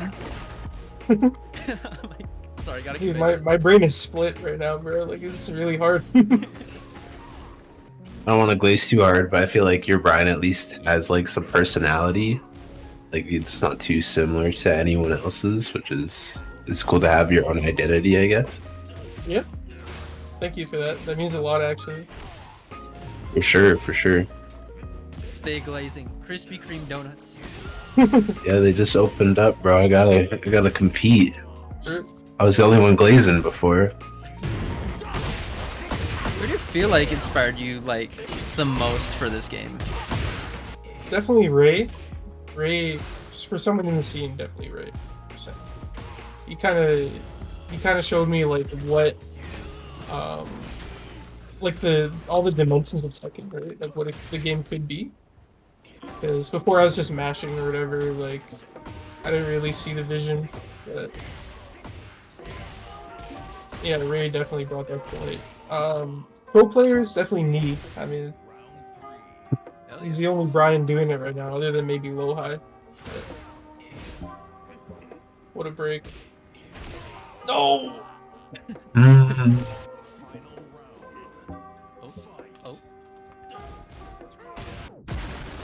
How do you feel about the players you're coaching? I think they're all really cool people. and I think they're all very strong players.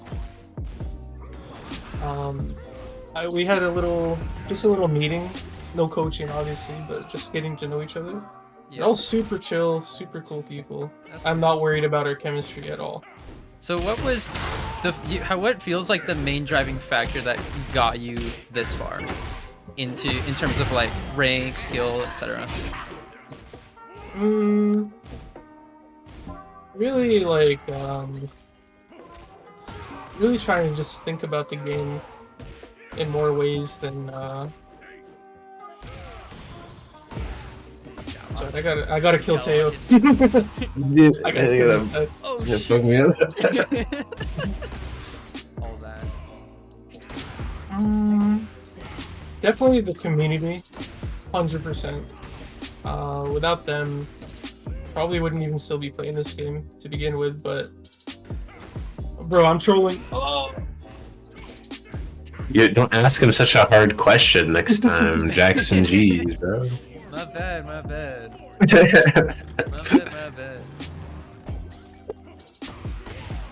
Jimmy J? Please, bro. Oh, I needed that for the TV, dude. Oh. Nice. Yeah, like, I don't know if you could squeeze another knee in there, bro. Those kneecaps are freaking dust now. His knees are on fire. Oh, all right. So, Yay. the guy here, Coach Finna Eat. Welcome. Hello. I love that profile picture so much. I know that Time I looks so see you. goofy. It's so goofy. I love it. It's really good. With the headband too. The headband makes it. The Ryu headband. Mhm. Well, you were also playing Street Fighter before, right? Yes, big Street Fighter guy, for sure. Who did you main in Street Fighter? Oh man, What it's like someone new every month. But Street Fighter 5, it was G. Street Fighter 6, Cammy. Yeah. Oh, Cammy. Yeah. I see.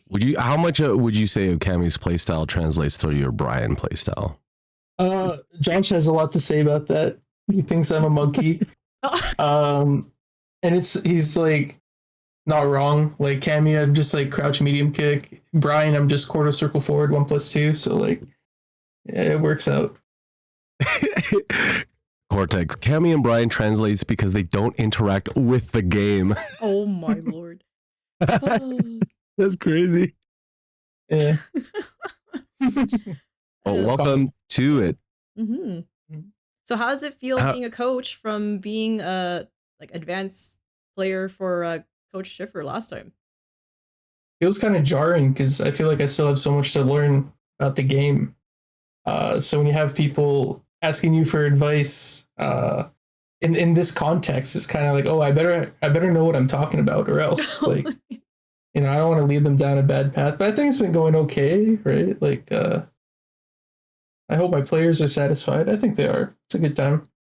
Oh, as long as you guys are having a good time, I'm sure they've learned a lot for sure. And I'm sure like it's like a challenge for you, right? Because the fact is like it's kind of because you have to teach, it helps you learn as well. You know what I mean? Like you're learning as you're teaching.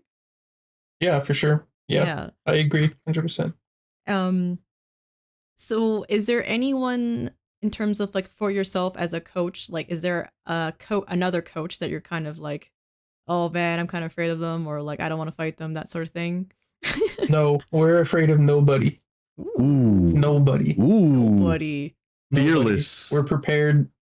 We're not going to drop any combos. Nice. Yeah, it's going to be a good time. That's exciting. Mm-hmm. So you witnessed Coach iHopkick's interview there, right? I am scared of Tony. Yeah.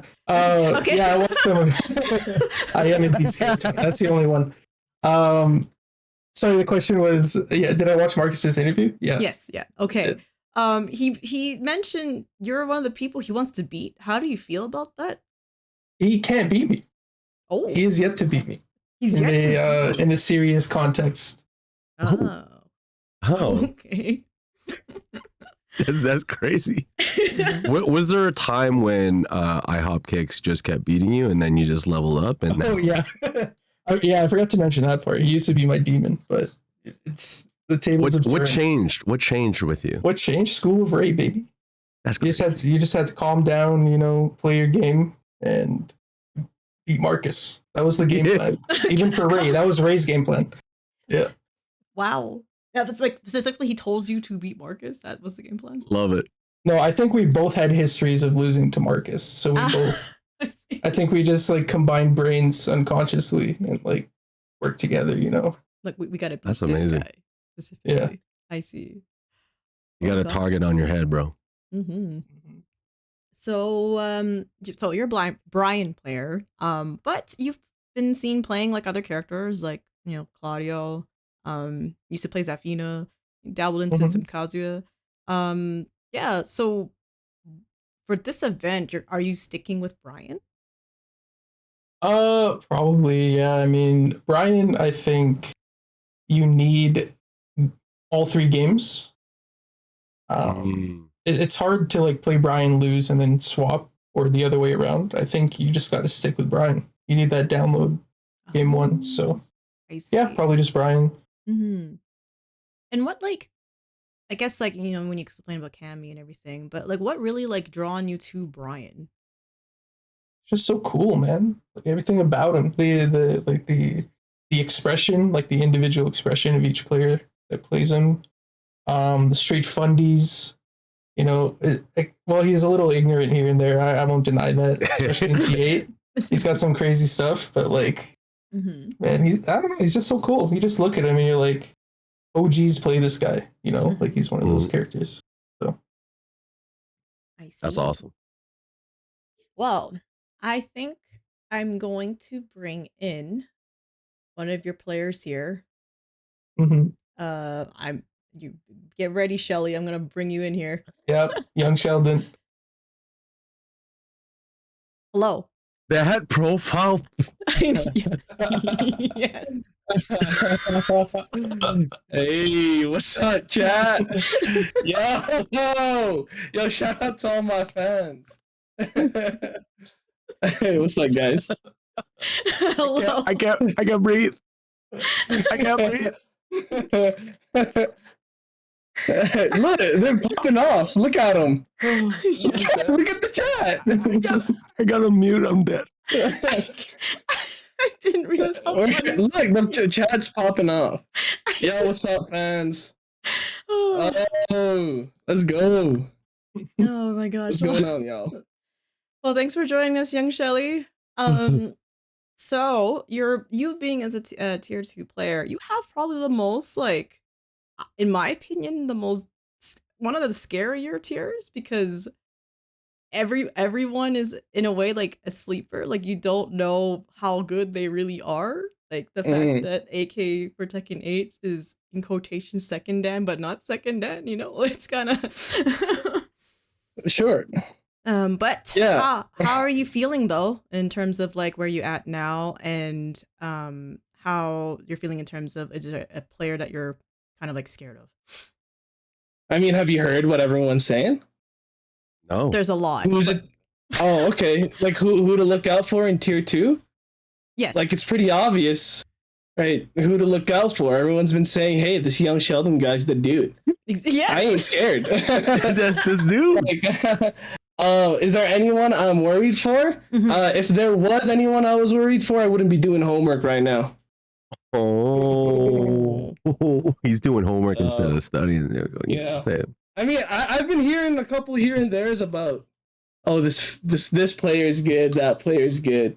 But to be honest, I mean, we'll see during the event. It's not like I'm coming in here, cold turkey, or coming in here no practice.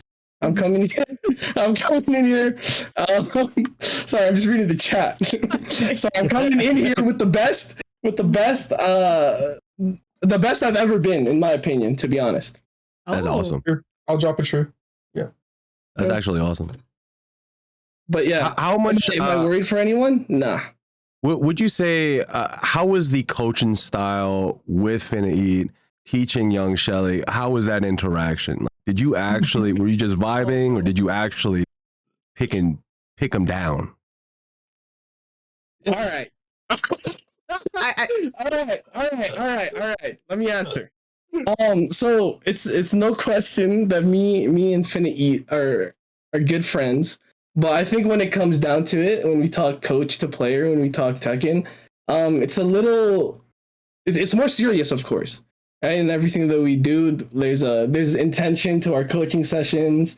When we go through film, of course we like to joke around here and there, but of course I see this guy as one of the best players in this whole event. That's why he's a coach, right? So I really respect him. I take everything that he says very seriously, and I try to apply it to my game. And you can see it from the results of his tournament, the way he plays. Like, there's a reason why he's a coach, and there's a reason why people should listen to him. Good answer. Need the applause button. That was great. Great statement. However, there are some allegations I see in the chat about zero coaching. What's going on with that? They're just jealous about how close we are as buddies. They think it's not when we go out for lunch. They don't think that's coaching. For me, that's coaching right there. That's coaching. Every Monday we go out for lunch. That's coaching. Okay, so it's offline coaching. Got it. Offline. Offline. Yeah. Well, there you have it, guys. It's offline coaching. Offline coaching. I mean, don't sleep on Team Finna Eat. We're serious. Yeah. We're serious here. We're very serious. We're very serious. Very serious. Yeah. So, with that being said, though, Shelly, like, have you played against your own teammates? Like, played some sets and stuff? Yes, I have. Oh. And they're very solid. They're very solid. From tier 1 to tier 4, I don't think we have a weak link at all. Oh. Yeah, I don't think there's a weak link. I think everyone has their own strengths, and we've only gotten stronger ever since coaching started. That's what we hope for the Slampede. Yeah. Just get better. So have you played against I guess like Donnie, Dr. Taxi? I'm guessing Yes. as well. So how, I guess in your tier you have quite the matchup there, like Fang, Paul, Azucena. yeah, Heihachi and whatnot. Is there a matchup you kind of like, I guess, was not sure of, but then is more confident now that you're in the Slampede sort of thing? Like, did you have, I guess, like a Heihachi matchup knowledge prior, and then even more so now, or you didn't have it, that sort of thing? Yeah. I'll be honest. There was a couple matchups I was a little shaky on at the beginning, but after all our coaching sessions and what we went through, I think I'm good. I don't want to specify which one. Oh, okay. I think that's handing out my cards. You know? Ooh. Yeah. True. It was all of them, but you know. Okay. Well, thanks for your honesty. We like that. So have you played against the other players then, like in your tier? I have. Okay. And how I guess you're still confident. I'm guessing. Yeah. Yeah, there's a reason why I'm doing homework right now. I see. I'm so dead right now, bro. Well, I have a funny clip when it comes to Coach Finna 8 here. I'm gonna let it rock. God, really? Yes, and we're gonna ask you about it. So one moment here. I'm pretty sure you're good.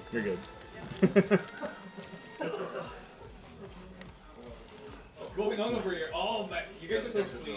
Tamila's burger. Yeah, well, it's a mama burger, so yeah, I got it. Like, They caught that on stream?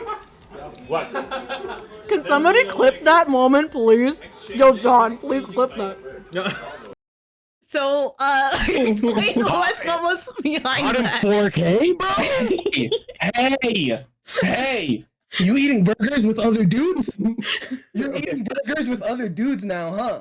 First of all, No, you think this is a joke? This just turned into Mari, bro. This just turned into Mari. Oh no. Oh no, because you think this is a joke. I'm out here doing my best for our team, and you're eating burgers with other dudes. That's what's going on. That's his old coach, though. Oh, this makes it First of all, I want to apologize to Shelly. I want to apologize to Alberta Slampede. Mhm. Oh my god. I did share a burger with Nick. We did cross arms. Oh my god. It was a good burger, though. It's very good. What was the burger? I think it was a mama burger from. It was a mama burger with. Oh my god. That's just semantics. Oh my Yes, god. I don't know. I don't know if I can play anymore. We should have nuked that VOD. I don't know if we can play anymore. All right, we gotta go into counseling. Oh, dear. I mean, shout outs to Batman and John for clipping that. He actually did clip that. So Thanks, John. you have John to thank for that one.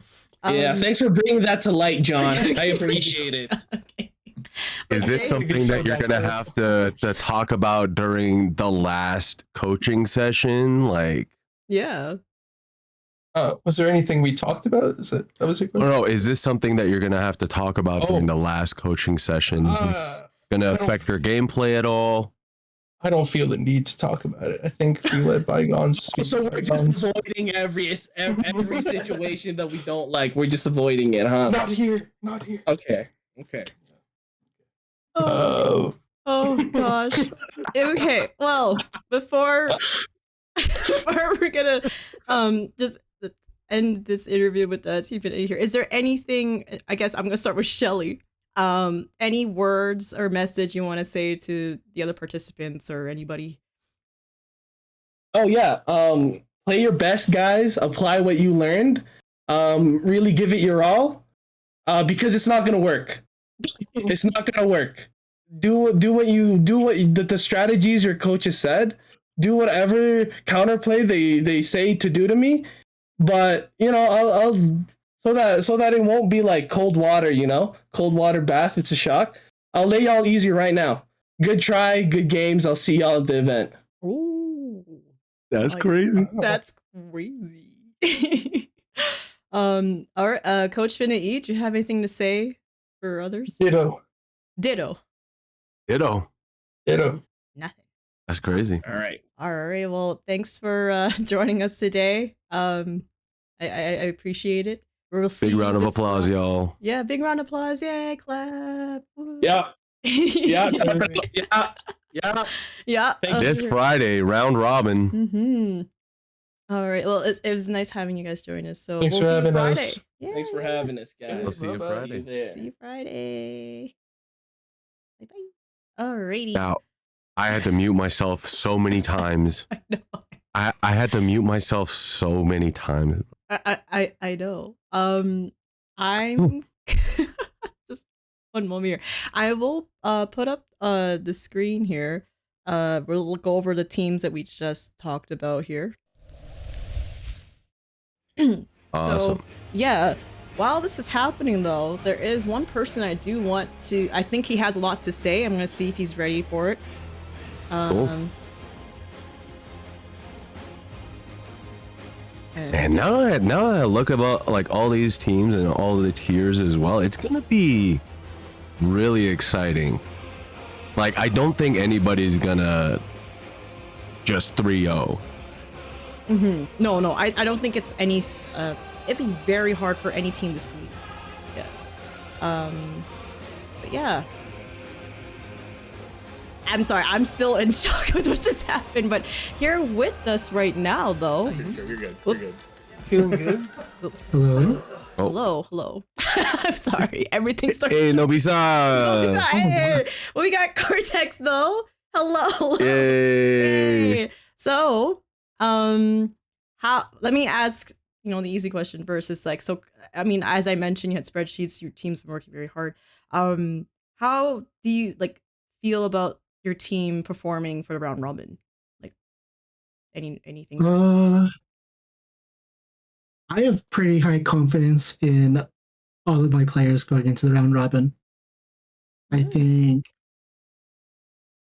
they all took a weird different path. Like everyone had a weird way of getting to where they were. Not weird, but everyone improved in a different way. Like 3 players, I think, used like guest coaching, but like they took different things from each session, and like I adapted to that as well for them. So we should be pretty ready for what's to come. That's awesome.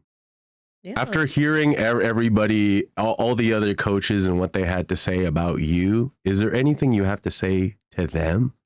Did they say anything about me? I should feel like they didn't. I thought they were just scared to say my name. That's crazy.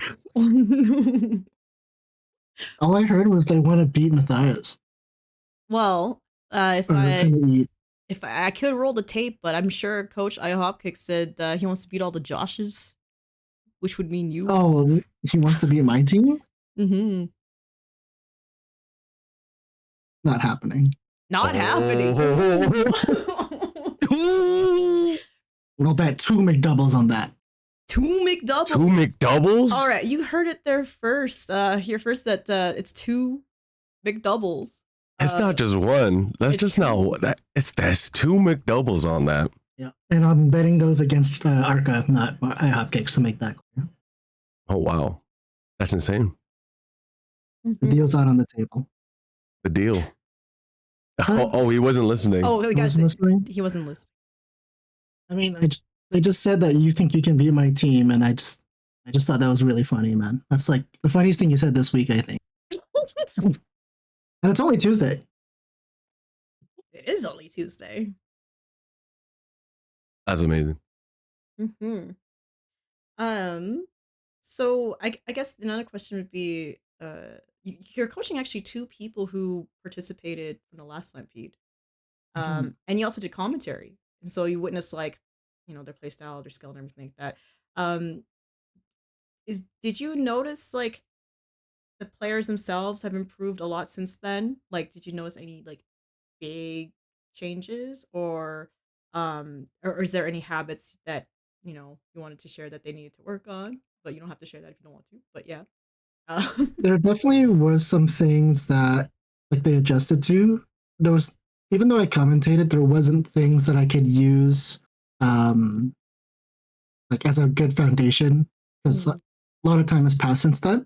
But I think commentary, like doing commentary for the last event, gives me like a pretty unique advantage as a coach for the players going in this time, because I know what a lot of these other players have improved on that are coming back. So it, especially for example, Tiro, who would be having a rematch with like Arca, I was able to like even though he got the better of him like last time, I was able to be like, hey, he's different now, so just making sure that all my players are like on a clean slate and ready to like not go in with any what's it called, preconceived notions of what is to come, step That's back exciting. to reality. So out of all the players in your team, is there a player that like surprised you in terms of skill? Yeah, it's AK for Tekken. Actually, everyone in a way. The last person that I was able to have a session with, like my first session with, was the glorious Bob Simpletank. I really didn't know like exactly what to expect. There was definitely some like spots and areas that were rough around the edges, but after the first week, and a huge like shout out to Yuiii, it was like a huge help in just polishing so many parts of his gameplay. He's gotten so much better. So like his like capacity to learn surprised me. So look out tier 1. And then of course like from the get-go when I played AK for Tekken 8. Yeah, he plays Fang. He beat me in the Fang mirror first time I played him. Oh. Yeah, it was bad. No.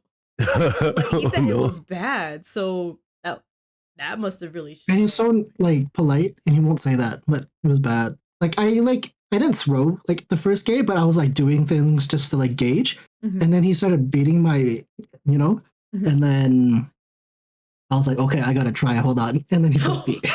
Whoa. And then he hooked me. So I was very confident with him. A lot of him with him was just matchups, so it was a pretty chill time with him. And then we have with Muri, it's not a surprise just because like I've worked closely with him like already this past like whatever. Like every time I see him in tournament, I always give him advice. And stuff like that. So and Tiro, he surprised me because he said he was a disciple of Nobi, but then he wasn't doing any Nobi songs, so I had to teach him that. Other than that, though, it's been pretty good. That's exciting. He's learning at a good rate. So high confidence in all of my team. So the start of the event too, you were saying that like you were confident your team will be the one to do the sweep. Did I say that? You did. You said you're like, "There's what are you talking about? Wild Runback Battle? We're gonna do sweep. We're gonna sweep." Oh, right. Right. Okay. Yeah, that'll still happen. I think. Oh wow. Oh wow. That's exciting. Look, the glorious Bob Sample Tank has improved a lot, and he has a huge memory because he is historian. So like. Maybe all the stuff I tried to last minute teach him about Heihachi will stick for Figa. We'll workshop it again on Friday. We might need that. Is there anything you wanted to say to anyone that's participating or anything? To anyone that's participating? Is there gonna be a halftime show featuring Young Sheldon? Oh, sorry. Was I not supposed to say that? Is it a surprise? I don't know. Gosh, I'll have to think on it. We don't know that information quite yet. Yeah, we Cortex. don't know. Yeah, we were. It's really not set in stone yet, but we're still negotiating the terms. Did I just ruin it for him? No. Oh no! Oh no! Oh no! But anything else you want to say before we end the interview for today? I think they should give Dragunov more bids. Okay, all right. Well,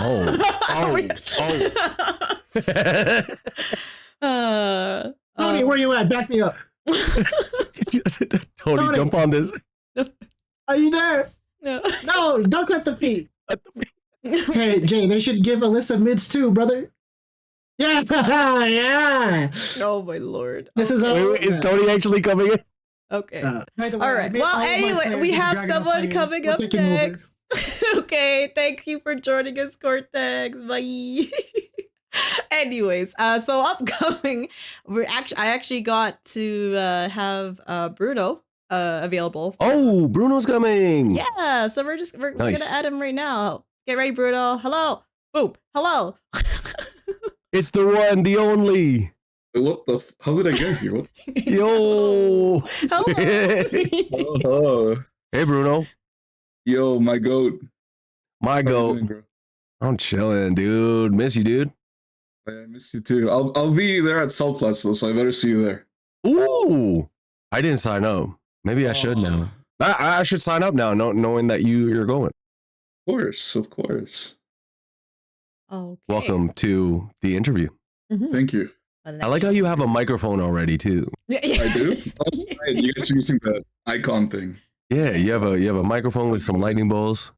Yep. He's Bruno. I'm excited for your matches. Is Bruno Mars? Oh, I just got that. Bruno Mars. Yes. Oh. Maybe you should change my name. That's Bruno crazy. Lars. Yes. Bruno Lars. A little corny, but it's worth it for the culture. It's for the culture. Yep. So, you're known for your Lars. Bruno, What? Sorry, go ahead. Oh no, nothing. Oh, okay. So you're known for your Lars. And I think I've kind of said that you probably should not play your Lars. If you have a secondary, please play it. So you have Yoshi. The thing is, how I guess in your tier, like, do you feel fairly confident, or is there someone that you're kind of like, oh, I'm not sure? I guess like the biggest contender I'd say is probably Taro, because I tend to struggle against Dragonovs.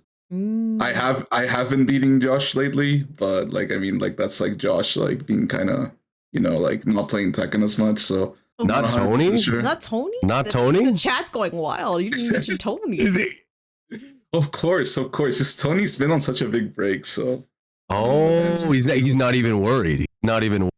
I mean, I don't know. Maybe in the round robin, he'll show me that I should watch out a little more.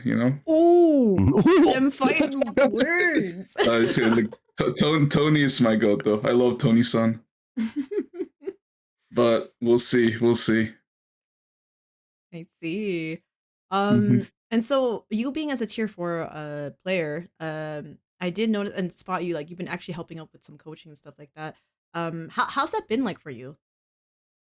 It's been all right. Like I've only been able to help Bulbasaur just because I know how to play Xiaoyu a little bit.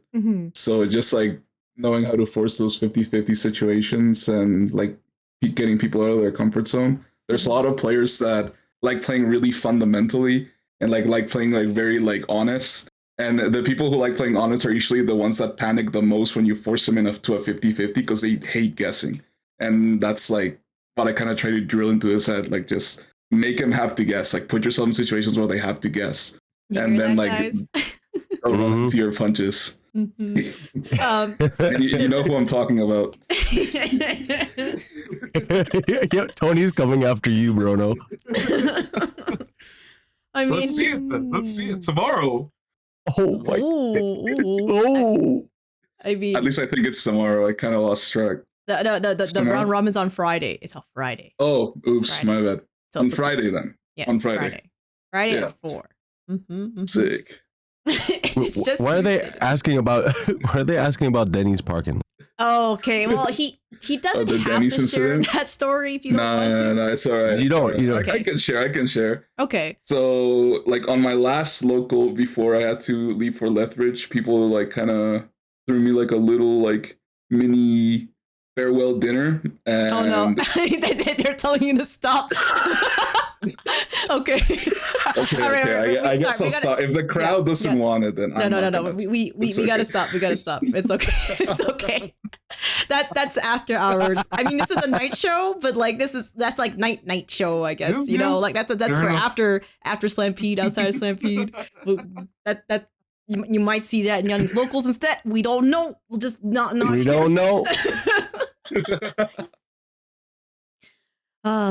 But yeah, it's just this is the story. But you were training Bulbasaur, as you were saying, and it seems like a lot of people are very uncomfortable with the Ling matchup.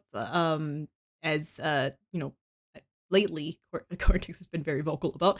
And so do you notice, like, I guess, like in your experience, that like the way you play Ling and the way Bulbasaur plays Ling, is it similar? Is it different? Like, what do you think?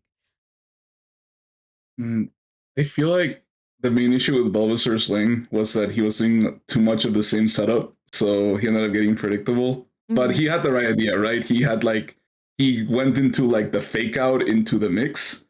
So like at the end of the day, you're still like forcing a 50-50 situation eventually. And I feel like that's the way I like play most of my characters too. I don't really like playing like like a little too honest. Like I like playing my one jabs, my down forward ones, but since Lars doesn't really have a lot of big frame buttons that put you like in a stacking pressure situation on block, I never really like ended up playing like that just because Lars can't play like that. So my playstyle ended up like getting developed around like those 50-50s, like that, like the fake pressure, the mental games, because that's the only way you can play that character. And he plays it kind of similarly, I think. Like Ling, I mean, yeah. Yeah, I see. I mean, you are talking to the 2 other Ling players, so yeah. like, not to be biased, right? I'm downloading. So you mentioned that Terra was something that was a player that you were, I guess, a little bit worried about. And I guess the question everyone's kind of like, kind of anxious about is like, well, do you think you'll actually pull out your Lars? I mean, can I? I said break in case of emergency. Okay, so if I lose one game, can I pull it out? If you want. Okay, then I'll maybe in the round robin I'll try to hope for the Yoshi more just for the show, but usually like my strategy has usually been in tournament I usually pull out Yoshi first and then I pick Lars anyway, so I mean not really much different. But I'll try to play like Yoshi, hold on to the Yoshi more even like if I lose the first one. I see. Well, is there anything you wanted to ask Nito? Nito, do you have anything to ask Bruno or anything? Anything? I can't wait to watch you play, bro. I can't wait to put on a show for you. I hope you enjoy. I'm excited. Yeah, All awesome. right. So, and anything you want to say to the other players, though? Let's have some fun. Play some good ass Tekken. Yada yada. We got this. I don't know, man. I'm just here to play the game. He's so good. Nah, bro. I just guess right most of the time. Oh my goodness. Oh, damn. Oh, that's crazy. Raid is calling him. Oh, do you have a raid right now happening or? No, I actually like was in raid. Like I had my raid clears like before I joined the call, and right as I joined, like you asked me for the interview. So. Oh, I see. Yeah. I see. Well then. That's so. I mean, okay. I used to play Final Fantasy 14. I get it. I get it. It's a fun game. Okay. It is very fun. Very You gotta clear lucrative. it, man. You have to clear those things. Every week. All right. So, I guess one more question for in the interview here. So you have Ty, Salim, and Bulbasaur on your team. Did any of them like I guess in a way like surprised you with like maybe like the skill like you were expecting a certain level, but then they like blew your mind or anything? Oh yeah. Yeah. Ty is definitely not tier 1. That guy is so good at the game, like unironically. Oh, like sorry, Ty. Yeah. Yeah, Ty. Sleeper build, man. That's a sleeper build, dude. He's sleeper as fuck, man. The fact that they put him in tier 1 is just astounding. I think he's likely to sweep. I mean, maybe other people leveled up, but if you take everybody at the beginning. Well, the thing is, he hasn't had any tournament experience. Like he hasn't entered any tournaments, I don't think. I mean, technically, he's been like watching most of them because like he's been like there at Caliber, so he knows. He's like living like vicariously through all of us. Oh man. Yeah, So- he's been GOAT. He's been just downloading. Yeah. He's been GoTO, so Yeah. I feel like he knows what to expect. I don't think he's gonna like get lost in it or anything. I think he'll be fine. I see. Well, thank you for joining us, Bruno. Thanks for Thank you, Bruno. drag you out of space into here. That's so funny. Thank you for having me. All right. Well, next up, we're gonna get Team Miho actually, because it seems like a lot of them are able to make it. So we're gonna start with Figa, the tier 1. So speaking of Ty, right? So this guy's also in the same tier. So surprise! Here we are. Surprise! Hello. Hello. Oh, hi. Welcome. Welcome. So, I'm sure you've heard everyone gassing you up. Yep. Yeah. So, how has your experience been so far? Just learning from Miho and then the Slampede in general. It's been pretty good, honestly. When I first came back, so I stopped playing Tekken for like a month or two right after Heihachi came out, and I completely forgot I signed up for the Slampede. But the second that I saw that I got in, I was like, oh man, like it's time to grind again. So that was pretty cool. Miho, I haven't like had too many one-on-one sessions with Miho at all. Maybe like 2 or 3 max, but the very first session was just so informative. And she basically like read me like a book. She knew my entire playstyle right then and there. She knew exactly what I needed to work on. And so she basically just gave me the foundations right there. And I just branched off and just played like as much as I could using what she gave me in the first session. And I feel like I've leveled up so immensely. So that's pretty awesome. Oh, that is awesome. That's awesome. Yeah. Like the growth that we've seen, what you started at the event with to where you are now is incredible. I mean, now you've knocked the JNR and Schiffer in your like belt.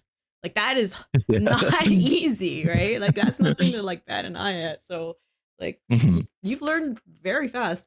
Would you say your experience with just, Smash and MK and just playing in tournaments, like, do you feel it helped you out, like, just, I guess, learning so quickly or just playing Tekken in general? Yeah, 100%. I like to approach fighting games as if they're a mental battle first.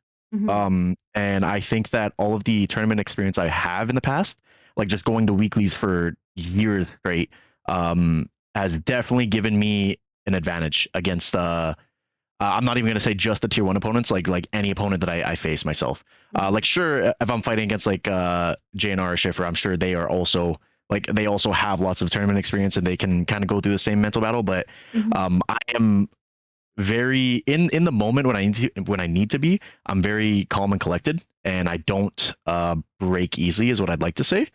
And I 100% that just comes from my years of experience in like brackets just in general. Like even when I showed up for the one Tekken weekly at OKG, like I wasn't stressed at all. And this is back in like when I first started playing as Victor.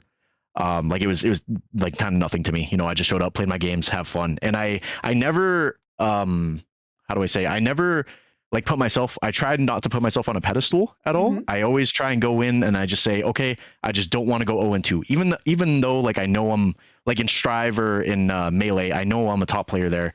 But it's always the same thing. I'm like, hey, my goal for today is just not go 0-2. I just want to win one game at least. And so no matter how I do from there, it just hypes me up even more every match I win.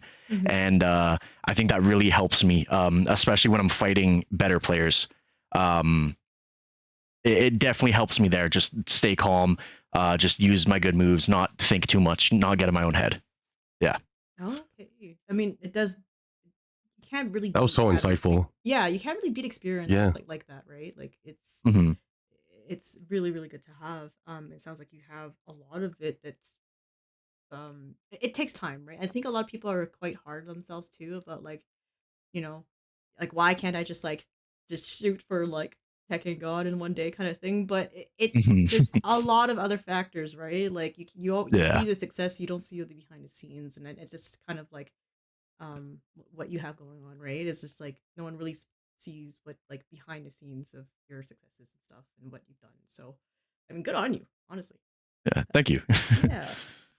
Now, is there like, I mean, you've been playing in brackets and everything like that, and I'm sure you've studied and seen your tier 1. Tier 1, I will be honest, like the thing is the tier 1 and 2 is very like, I would say, volatile in a way of like no one knows like exactly like what rank they should be, that type of thing, like, but I can confidently say that, like I said, the average would be like the blue ranked if you want to put rank on it. So in tier 1, was there any, I guess, like a matchup or player that you were sort of worried about at all? So I'll keep it real. I still to this day, I probably in the next 2 days I will, but I have not like actively practiced against my opponent's characters at all. I've barely been looking at them. The first like introduction I had to them was last night when we Miho just like kind of set up in a voice call and we just had an open lobby, and that's when I first met my opponents there. I played against Ty. Ty is 100. I'll be honest, like he's 100% the guy I'm most worried about. Just because I have no idea what Leroy does, and parries kind of just really punish me with like they just straight counter to my playstyle. But in saying that, I did run the setup with Ty and I believe it was Bob, the lead player. I'm pretty sure neither of them took a set off me last night. Like they definitely took games, but like barely, if I'm being honest. And I think the way the online system works is like if you get to 5 wins, you get kicked off because like I'm pretty sure that's what happened. But yeah, I kind of farmed them, won't lie. But then I also played the tier 2 Kazuya player. I think his name was Demetrius or something. Yeah, I'm pretty sure he didn't take a set off me either. We played a couple sets, so I'm fairly confident. Again, I'm not gonna like put myself on a pedestal and say straight up that I'll sweep, but I'm fairly confident that it's gonna go my way or on Friday, like for sure. Yeah, the confidence, I love it. I love it. And again, like I don't have much Tekken experience. Like you can ask my team. I don't know what almost anybody does in the game at all. But I found my play style. I play my game, and I guess when it's my turn, and it just works out. So yeah. It's working. Clearly. Yeah. Yeah. But Yeah. I guess that means it's just like you just know, like you know, as you're learning, it's like the more you know about Heihachi and what he does, the more like your playstyle just keeps like kind of you changing it up and adapting, and in turn, just like eventually you will like the matchups just kind of just comes right. The more you play Yeah, the game. 100%. Yeah. Mhm. Is there anything you wanted to, I guess, like say to anybody? No, honestly, no. Good luck to everyone. Like again, like I feel like they're gonna need it against me for sure. Okay. I feel like I'm yeah. That's what I want to hear. Yeah. That's what I want to hear. I'm really not stressing whatsoever, and like there's a reason I haven't practiced against my character's opponents because I'm not sweating by any means. I'm pretty confident. Looking forward. So, Yep. we're actually gonna have you stick around because we're gonna invite your coach and another teammate here in a bit. So we're gonna welcome both CT and Mio in a bit here. If I can try to do this properly. Sorry. We'll do Miho first. Hello, Mio. I love that so much. Good luck, but you're gonna need it against me. Exactly.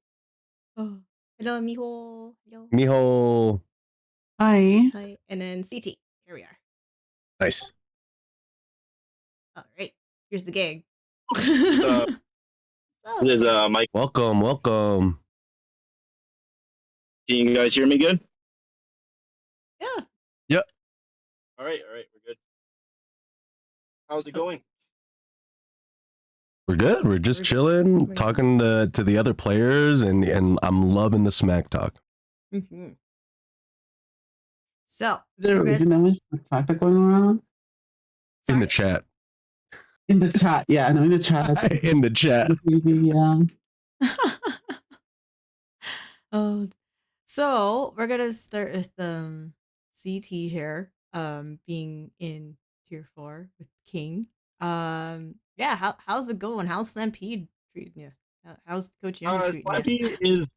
Slampede it's a lot of effort put in. I feel very involved in Slampede. I would say it's a lot of guest coaching, and it's probably my first time actually like knuckling under and really learning a matchup by playing against like really good players and like doing a lot of labbing. By like doing like punishment training. Like I'm doing a lot of drills of like very specific things. With like Dragonov and Lee. And I had to get some players to help me out like with what to look for. I see. And so Dragonov is that like one of the matchups like you're kind of like shaky bit? I fight 2 drags in tier 4 actually. I fight 2 drags in tier 4. Are you equally scared of both, or is there a certain drag? Which drag scares you more? I hear that they play differently, but I did do a scrim with Team Cortex, and I did get a lot of matches off of Terra, so I feel pretty confident with the drag matchup. Plus, King is pretty good into drag anyways. Oh, is he really? I actually never thought of it that way. Oh, well. What makes you feel that way? Actually, I kind of want to know.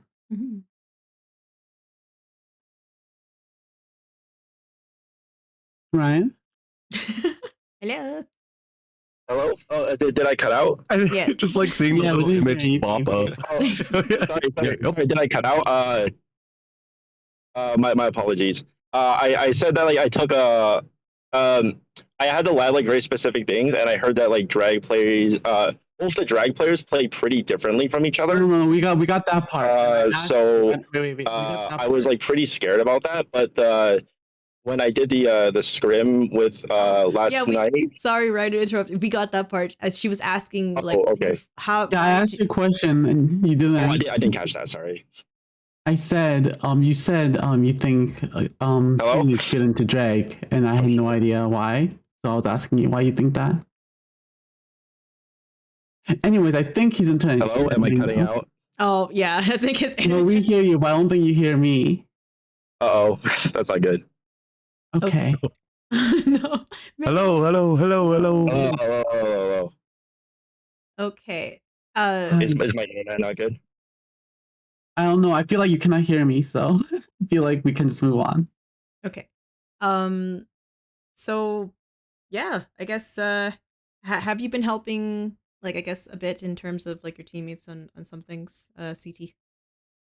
I don't know a lot about Heihachi, so I've been pretty hands off with that. But with Azucena, I actually did know a little bit about her because I actually did look up a guide when Azucena was frustrating me at one point in my rank journey, and I looked up a guide on like what to look out for. So I taught air flares a couple things about the heat system and like what kind of strings are like really spammable actually, like really really safe to go for and stuff like that. And then even Yuiii didn't know any of that, so I felt like I was pretty helpful there. Mm-hmm. But like also like just like helping find. I don't know, as when I was playing my other teammates as well, because we play each other quite a bit. Mm-hmm. I was like good at finding like tendencies and stuff like that. So like trying to like find counters and stuff like that, and like teaching them how to adapt a little more is like a big thing. It's like the game behind the game, you know. So, I saw that you said you have choice words. Can you elaborate on that? I think that oh man, what do I start? I think this is what's gonna happen in Slampede in the round robin. I am going to counter hit down forward 2, and I'm gonna RKO Taro twice, and then I'm gonna hit him with heat smash, and then it's gonna be over. That's crazy. I'm gonna call it now. That's crazy. I'm gonna call it now. I'm gonna RKO him twice and then hit him with heat smash. Okay. Wow. Like. So you're. And then. Oh yeah. Go ahead. Sorry. Oh yeah. I'm very confident into the drags. Mm-hmm. He was so nervous about the matchup, just like even like a couple days ago, actually. Mm. And then for Tony, I am going to. He's gonna break a shining wizard, and I'm gonna giant swing him. I'm gonna be -5. Fuck it. I'm gonna giant swing. Oh. But he'll run right into it. I guarantee you. He's just trying to predict the future, guys. You better get your commentary on deck. You're gonna look for it. Wizard. We're gonna watch out for that for sure. Yeah. Watch for it. Giant swing is an insane neutral tool. All right, so we're gonna move on to our coach, Coach Miho. How are you doing? Doing okay. It's been a very busy week, but yeah, no, it's been fun. It's been a lot of fun doing a lot of Tekken stuff recently. I don't know how much I've improved my game, honestly, but the coaching has been a lot of fun, so it's good. That's good. I wanted to ask, so what was your reaction to Figa's growth?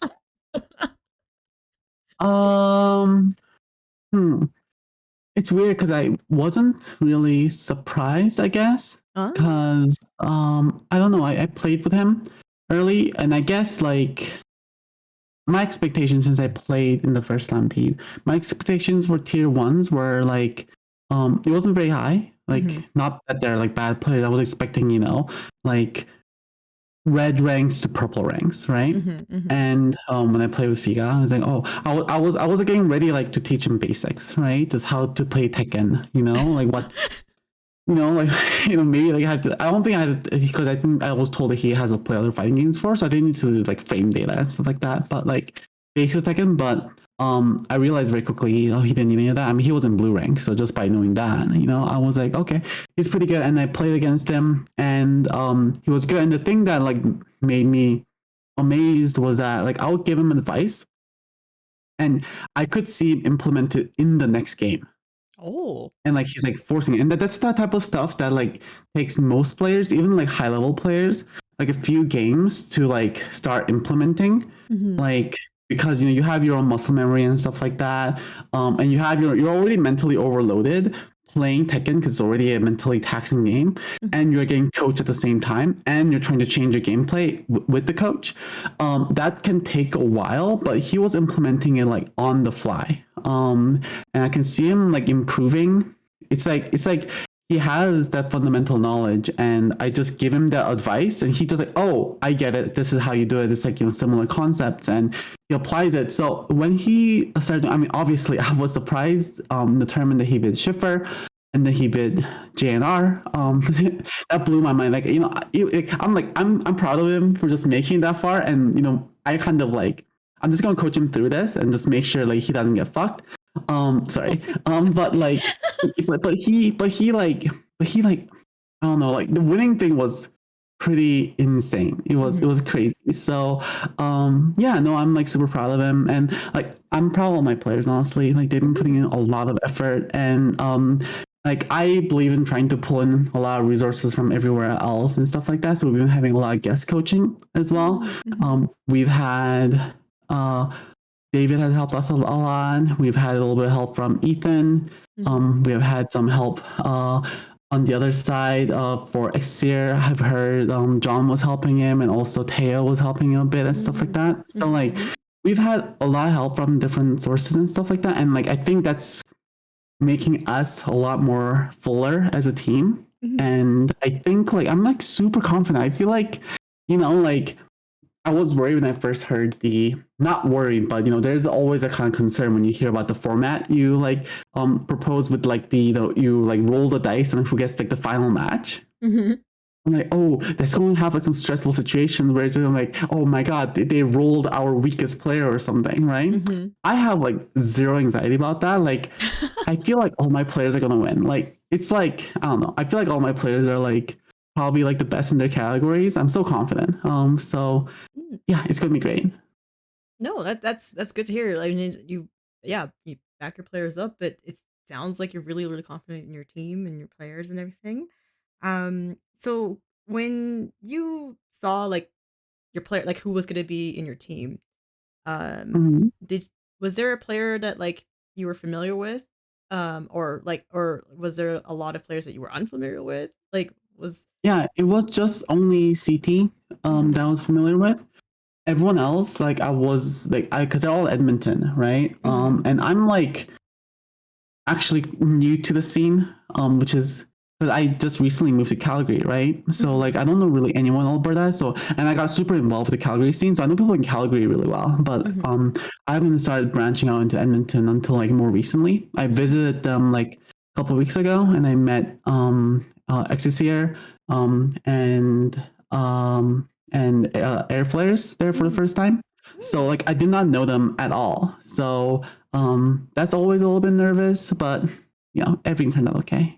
Oh, that's good, and it's also awesome that you saw them in person. That's like extra. Yeah. Yeah. No, it gets a little bit more connected together because like I think Exisier is a bit more busy with a lot of like personal life stuff. So getting that like personal touch was always nice, just because like getting more like team. I think like having the team atmosphere is always nice, having like the support and like the hype and stuff like that. So yeah, it was really good. Also, when it comes to Ryan, since like not only do I know him, but like he has been one of my like more regular like training partners already. And like not to take too much credit, but like I feel like I have been already coaching him like way before Slampede even started. So like he's in Tekken Emperor now, and I feel like I kind of put him up there, or I helped quite a bit to put him up there. So like that was like really easy transition for getting CT on my team. So I just had to worry about the other three, and the other three has been so easy to work with. So it's been good. That's good. And I think with your coaching with CT, it just helps you already know his habits and everything that he needs to work on already. Uh-huh. So it probably lessened the load there for sure. Yeah, so like immediately we knew that we need to work on his punishes, and as he said, he's been working on his punishing drills and stuff, so it's been good. No, that's awesome. And for yourself, how do you feel about like a possible coach battle? Like, is there any coaches that you're a little bit worried at all? I mean, like I'm always worried about myself. I have anxiety, still one of my biggest issues in like fighting games. Like I have beaten all the coaches individually, but and all the coaches, I feel like, I mean, they have won a bracket. And even though I can beat them, I have never won a bracket yet. So like choking is like a really big issue for me. I know how I play when I'm nervous, and it is not pretty. I play so much worse when I'm like nervous. So I guess I'm nervous about all of them. I feel like in a lot of ways, like Matthias and Cortex has my like number, at least when I'm nervous. Like I know I can beat them when I'm not, but they know exactly how I play when I'm nervous, and they can exploit the hell out of that. And I am bringing a lot of changes into my game, or at least a few important changes into my game that hopefully will make it a little bit different, make it a little harder for them, make it a little more unpredictable. And I got to stay calm and make sure I can just perform my best. And if I perform my best and I'm not choking and doing those weird things, I think I'll be happy. I don't have to win. And it sounds very similar to like what you said earlier about like setting smaller goals. Like it's not like the whole picture. You always want Yeah, exactly. you know, like him not wanting to go into 0-2, that type of thing. It's like it's just better, I think, overall. That helps with anxieties and playing under pressure like that. It's just like, you know, kind of break it down. Something you know is it's a goal, but it's like something that you can easily kind of like obtain, and once you get there, then you're like, oh, okay, that's awesome, and then it kind of like chills you out, right? That's what I Yeah, feel. it's like I think that's such a good thing to think about, right? Like if you think about winning, everything becomes like doom and gloom, right? Because you have to win, and there's a binary result. You either do or you don't, right? And like that's also so much of it is out of your control, because you know your opponent could be so under your game, and also in fighting games, there are reads, there are like, you know, predictions, there's a little bit of like, I wouldn't say luck, but there's a bit of that mental game which can come down to rock paper scissors, and sometimes your opponent just guesses right. And I think like if we just think about winning, we can so easily get upset, and like me, so easily get anxious. But if we set small goals for ourselves, and it's about playing our best, and if your goal is playing your best, then at the end of the day, you're happy, right? Like even if you don't win, you're like, I did the right things every single time, and my opponent just played better, but I did my best, and you know, you should congratulate yourself for that, I think. And just seeing in the chat here, Cortex says he only worries about playing Miho until he hits top 3. Yeah, that's for real. I'm 100%. I feel like I get a huge nerf when I get like top 4, top 3. Oh my god, it's so bad. I've been Yeah, I just do 3-2 all the time, which is like the mid high string, and everyone knows to duck that. But like when I get nervous, I just press 3-2 and I just die. Oh dear. Well, I think it's just like an extra amount of pressure when you realize you've made top 3. I think, right? Like I think once that clicks in, you're like, oh, I'm like that close. That's where like a big wave of like that pressure for sure. But it takes experience. Like I think it's not something that just comes easy. It's just something you have to kind of somehow like emulate and put yourself under that type of pressure and just kind of work through it. And so yeah. Well, it sounds like your team is, you know, like I think every team is fairly strong, but I think you guys have sound extremely confident. So I mean, I'm really excited to see how you guys will do on Friday in round robin. Yeah, I think another thing that makes us stronger is I feel like we're so close. I like we had when we played on that like Friday bracket where like we got destroyed, like we were on call together and we were just hyping each other up, and that was so nice. I feel like we just have like really good atmosphere going. I think that's like our biggest strength, honestly. I think we have a good team that's like very loving and supportive. Oh no, that's actually I love that. Yeah, that's awesome. Yeah, and you saw like earlier, like I think it was Air Flares on the thing. They was saying we want to get like a tier 1 sweep. You know, we're like all of us are hyping Fig off so hard. You know, I feel like I just was so supportive. It's so good. There's a lot of pressure on me though. He's so much gassing him up. So we believe in you. It's fine. He's floating away, man. Oh gosh. And one more last question for you, Miho, is you're technically the you're a champ from the last Stampede, right? Under Team J.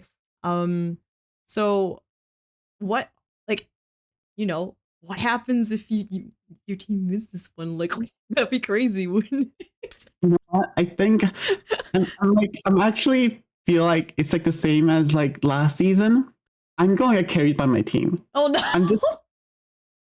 I'm like so confident in my team. I feel like I'm gonna carry it again. I'm gonna win, and I feel like I'm gonna have like 2 trophies, and that I feel like I kind of didn't deserve. But I don't know. This time I'm just like so much more like calm. So I feel like I'm gonna perform better too. So maybe this time I'll actually deserve it.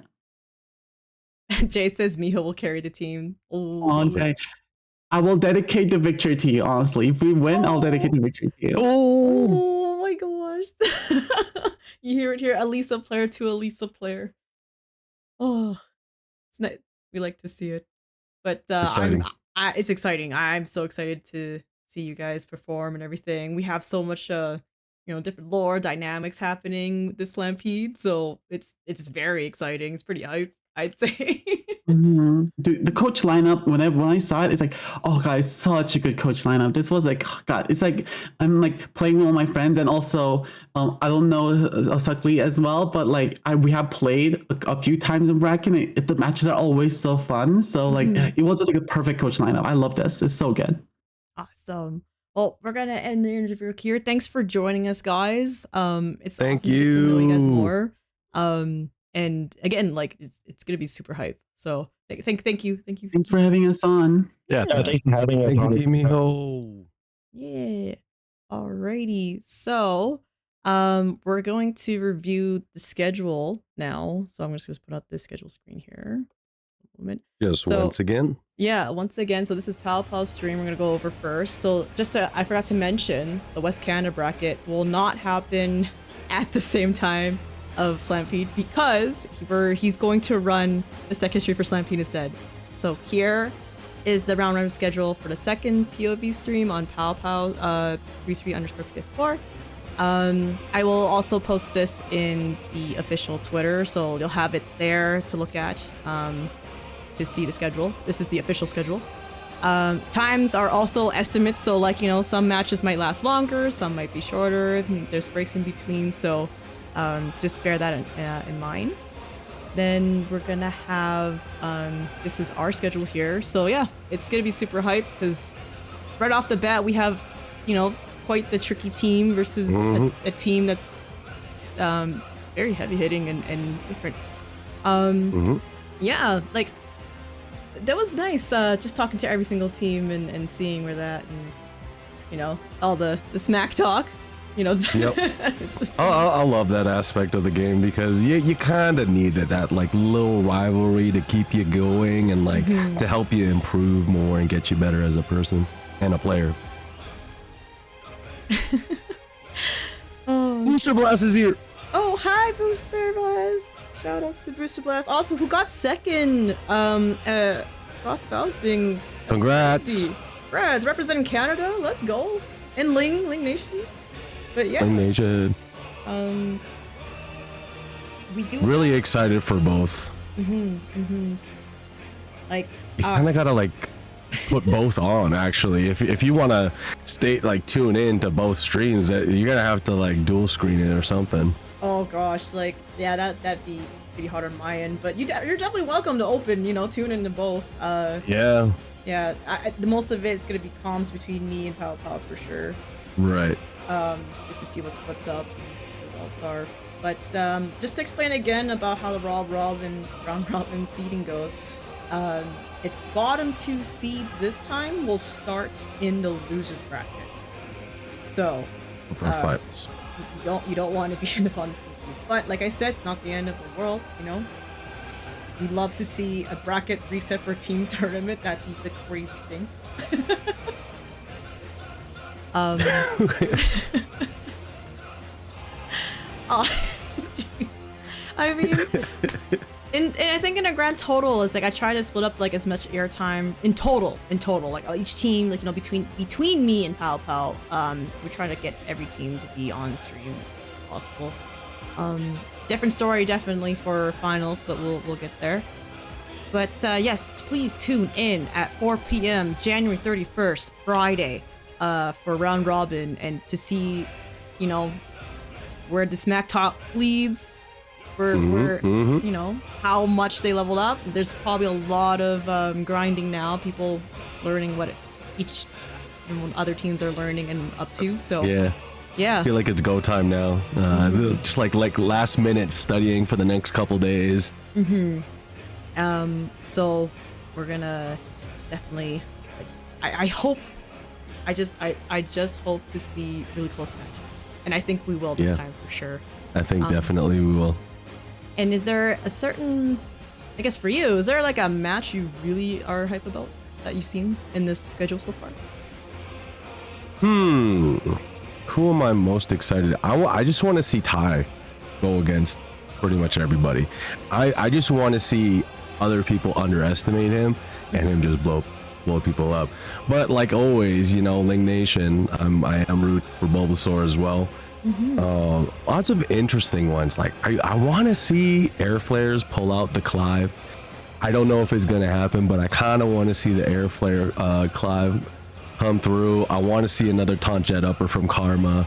And you know that young Shelly guy, the only one in, you know, that young Shelly guy, I'm looking forward to seeing how much he's leveled up since the last time, because the last time was Overdrive over there. So really curious to see what each team has to offer this time around, because it's kind of more serious. We're all kind of decent at the game now, and you got some really high level players, intermediate players plus, and just anything can happen. You don't know what's gonna happen. I don't know. Place your bets. Who do you think? Oh wait, no, you can't because you're the TO. I'm a TO. Sorry. I can't. I mean, since I'm a commentator. Oh. You know what I'm saying? But yeah, lots of, like, from my end, I feel like any team has a chance at the top. Like every team I could see pull it out in some way or the other. Just like go all the way to the end, and on top of that, the wheel is really gonna be exciting. If it ends up being, you know, we got to do that little bit of the luck draw. I don't know. That's gonna make or break whether or not a team makes it to winners on Sunday, or just you don't know though. Yeah, you don't know. You don't know. And like Yuiii said, it's just like that. You know, you don't. You know, the anxiety of like, oh no, it's the weakest player or whatever. But I think no one's weak. Everybody's strong. Everybody's really strong. And we're gonna go to this team screen here. It's just that, yeah, like I looking at the player list and everything all together, there is no weak link. There's no weak link. And pretty insane. Anything can happen, and we will see that on Friday for sure. And to further explain the match format, I guess for those who don't know, it's just that because last Slampede we just had 4 points, and it was all on the coach to preserve it and win the matches there. This time the wheel, as we mentioned, is just going to spin to pick which tier has to play for that life point instead. So it's not all on one person. Yep. So it's gonna be wild to see, like, oh, maybe, you know, like say tier 2 had to duke it out and then one person won, but then in the run back the other person won. Yeah. Right? That could be, and that's why you call it the wild Runback Battle. Yeah, exactly. I really like that. It kind of makes it like a toss-up, because sometimes, like let's say before in the first format, it's like once you're done playing, you're kind of done, but you never know. That possibility of getting that wild run battle is, you just got to be ready for that, especially like with the coaches. You don't know what's gonna happen. Exactly. And yeah, there's always a chance that the coaches will probably play, right? And there's a chance that the coaches don't play at all, actually. Yeah, that's the thing. There is, you know, depending on how many life points left, they might not even have to play at all. Yep. Or it could be super sweaty where it's like 1 each, and or 2 versus 1 or something, and then it's a coach, you know? Yeah. You never know. Anything is on the table. Everything is on the table. But yeah, I think that covers our segment, our night show. Thanks for tuning in. Thanks for joining me, Nito. Thank you very much for having me, Yuiii. And check out Alberta Tekken Slampede on this Friday, the round robin, and Sunday for the finals. Any last words? I just want to say that I appreciate everyone that's tuned in. I appreciate everyone that's participating, and like I appreciate everyone that signed up. Everyone that's working with me, helping me out. You know, big shout outs to the comms teams, which I will not be able to leak yet until maybe later. Besides True. Nito and Nas. You know, shout outs to also Mike G, who's gonna help me out again. You know, the guy who knows how to run spreadsheets. Huge shout out for that. As well as you know, my friend Norvian helping me out behind the scenes, with also some logistics and emotional support. Need that, right? Yeah, and honestly, it's just nice seeing how everyone enjoyed, like, again, like the trailers I made and all that stuff, the production. I'm trying my best to make this a wonderful show for you guys, and I there will be more news and stuff, so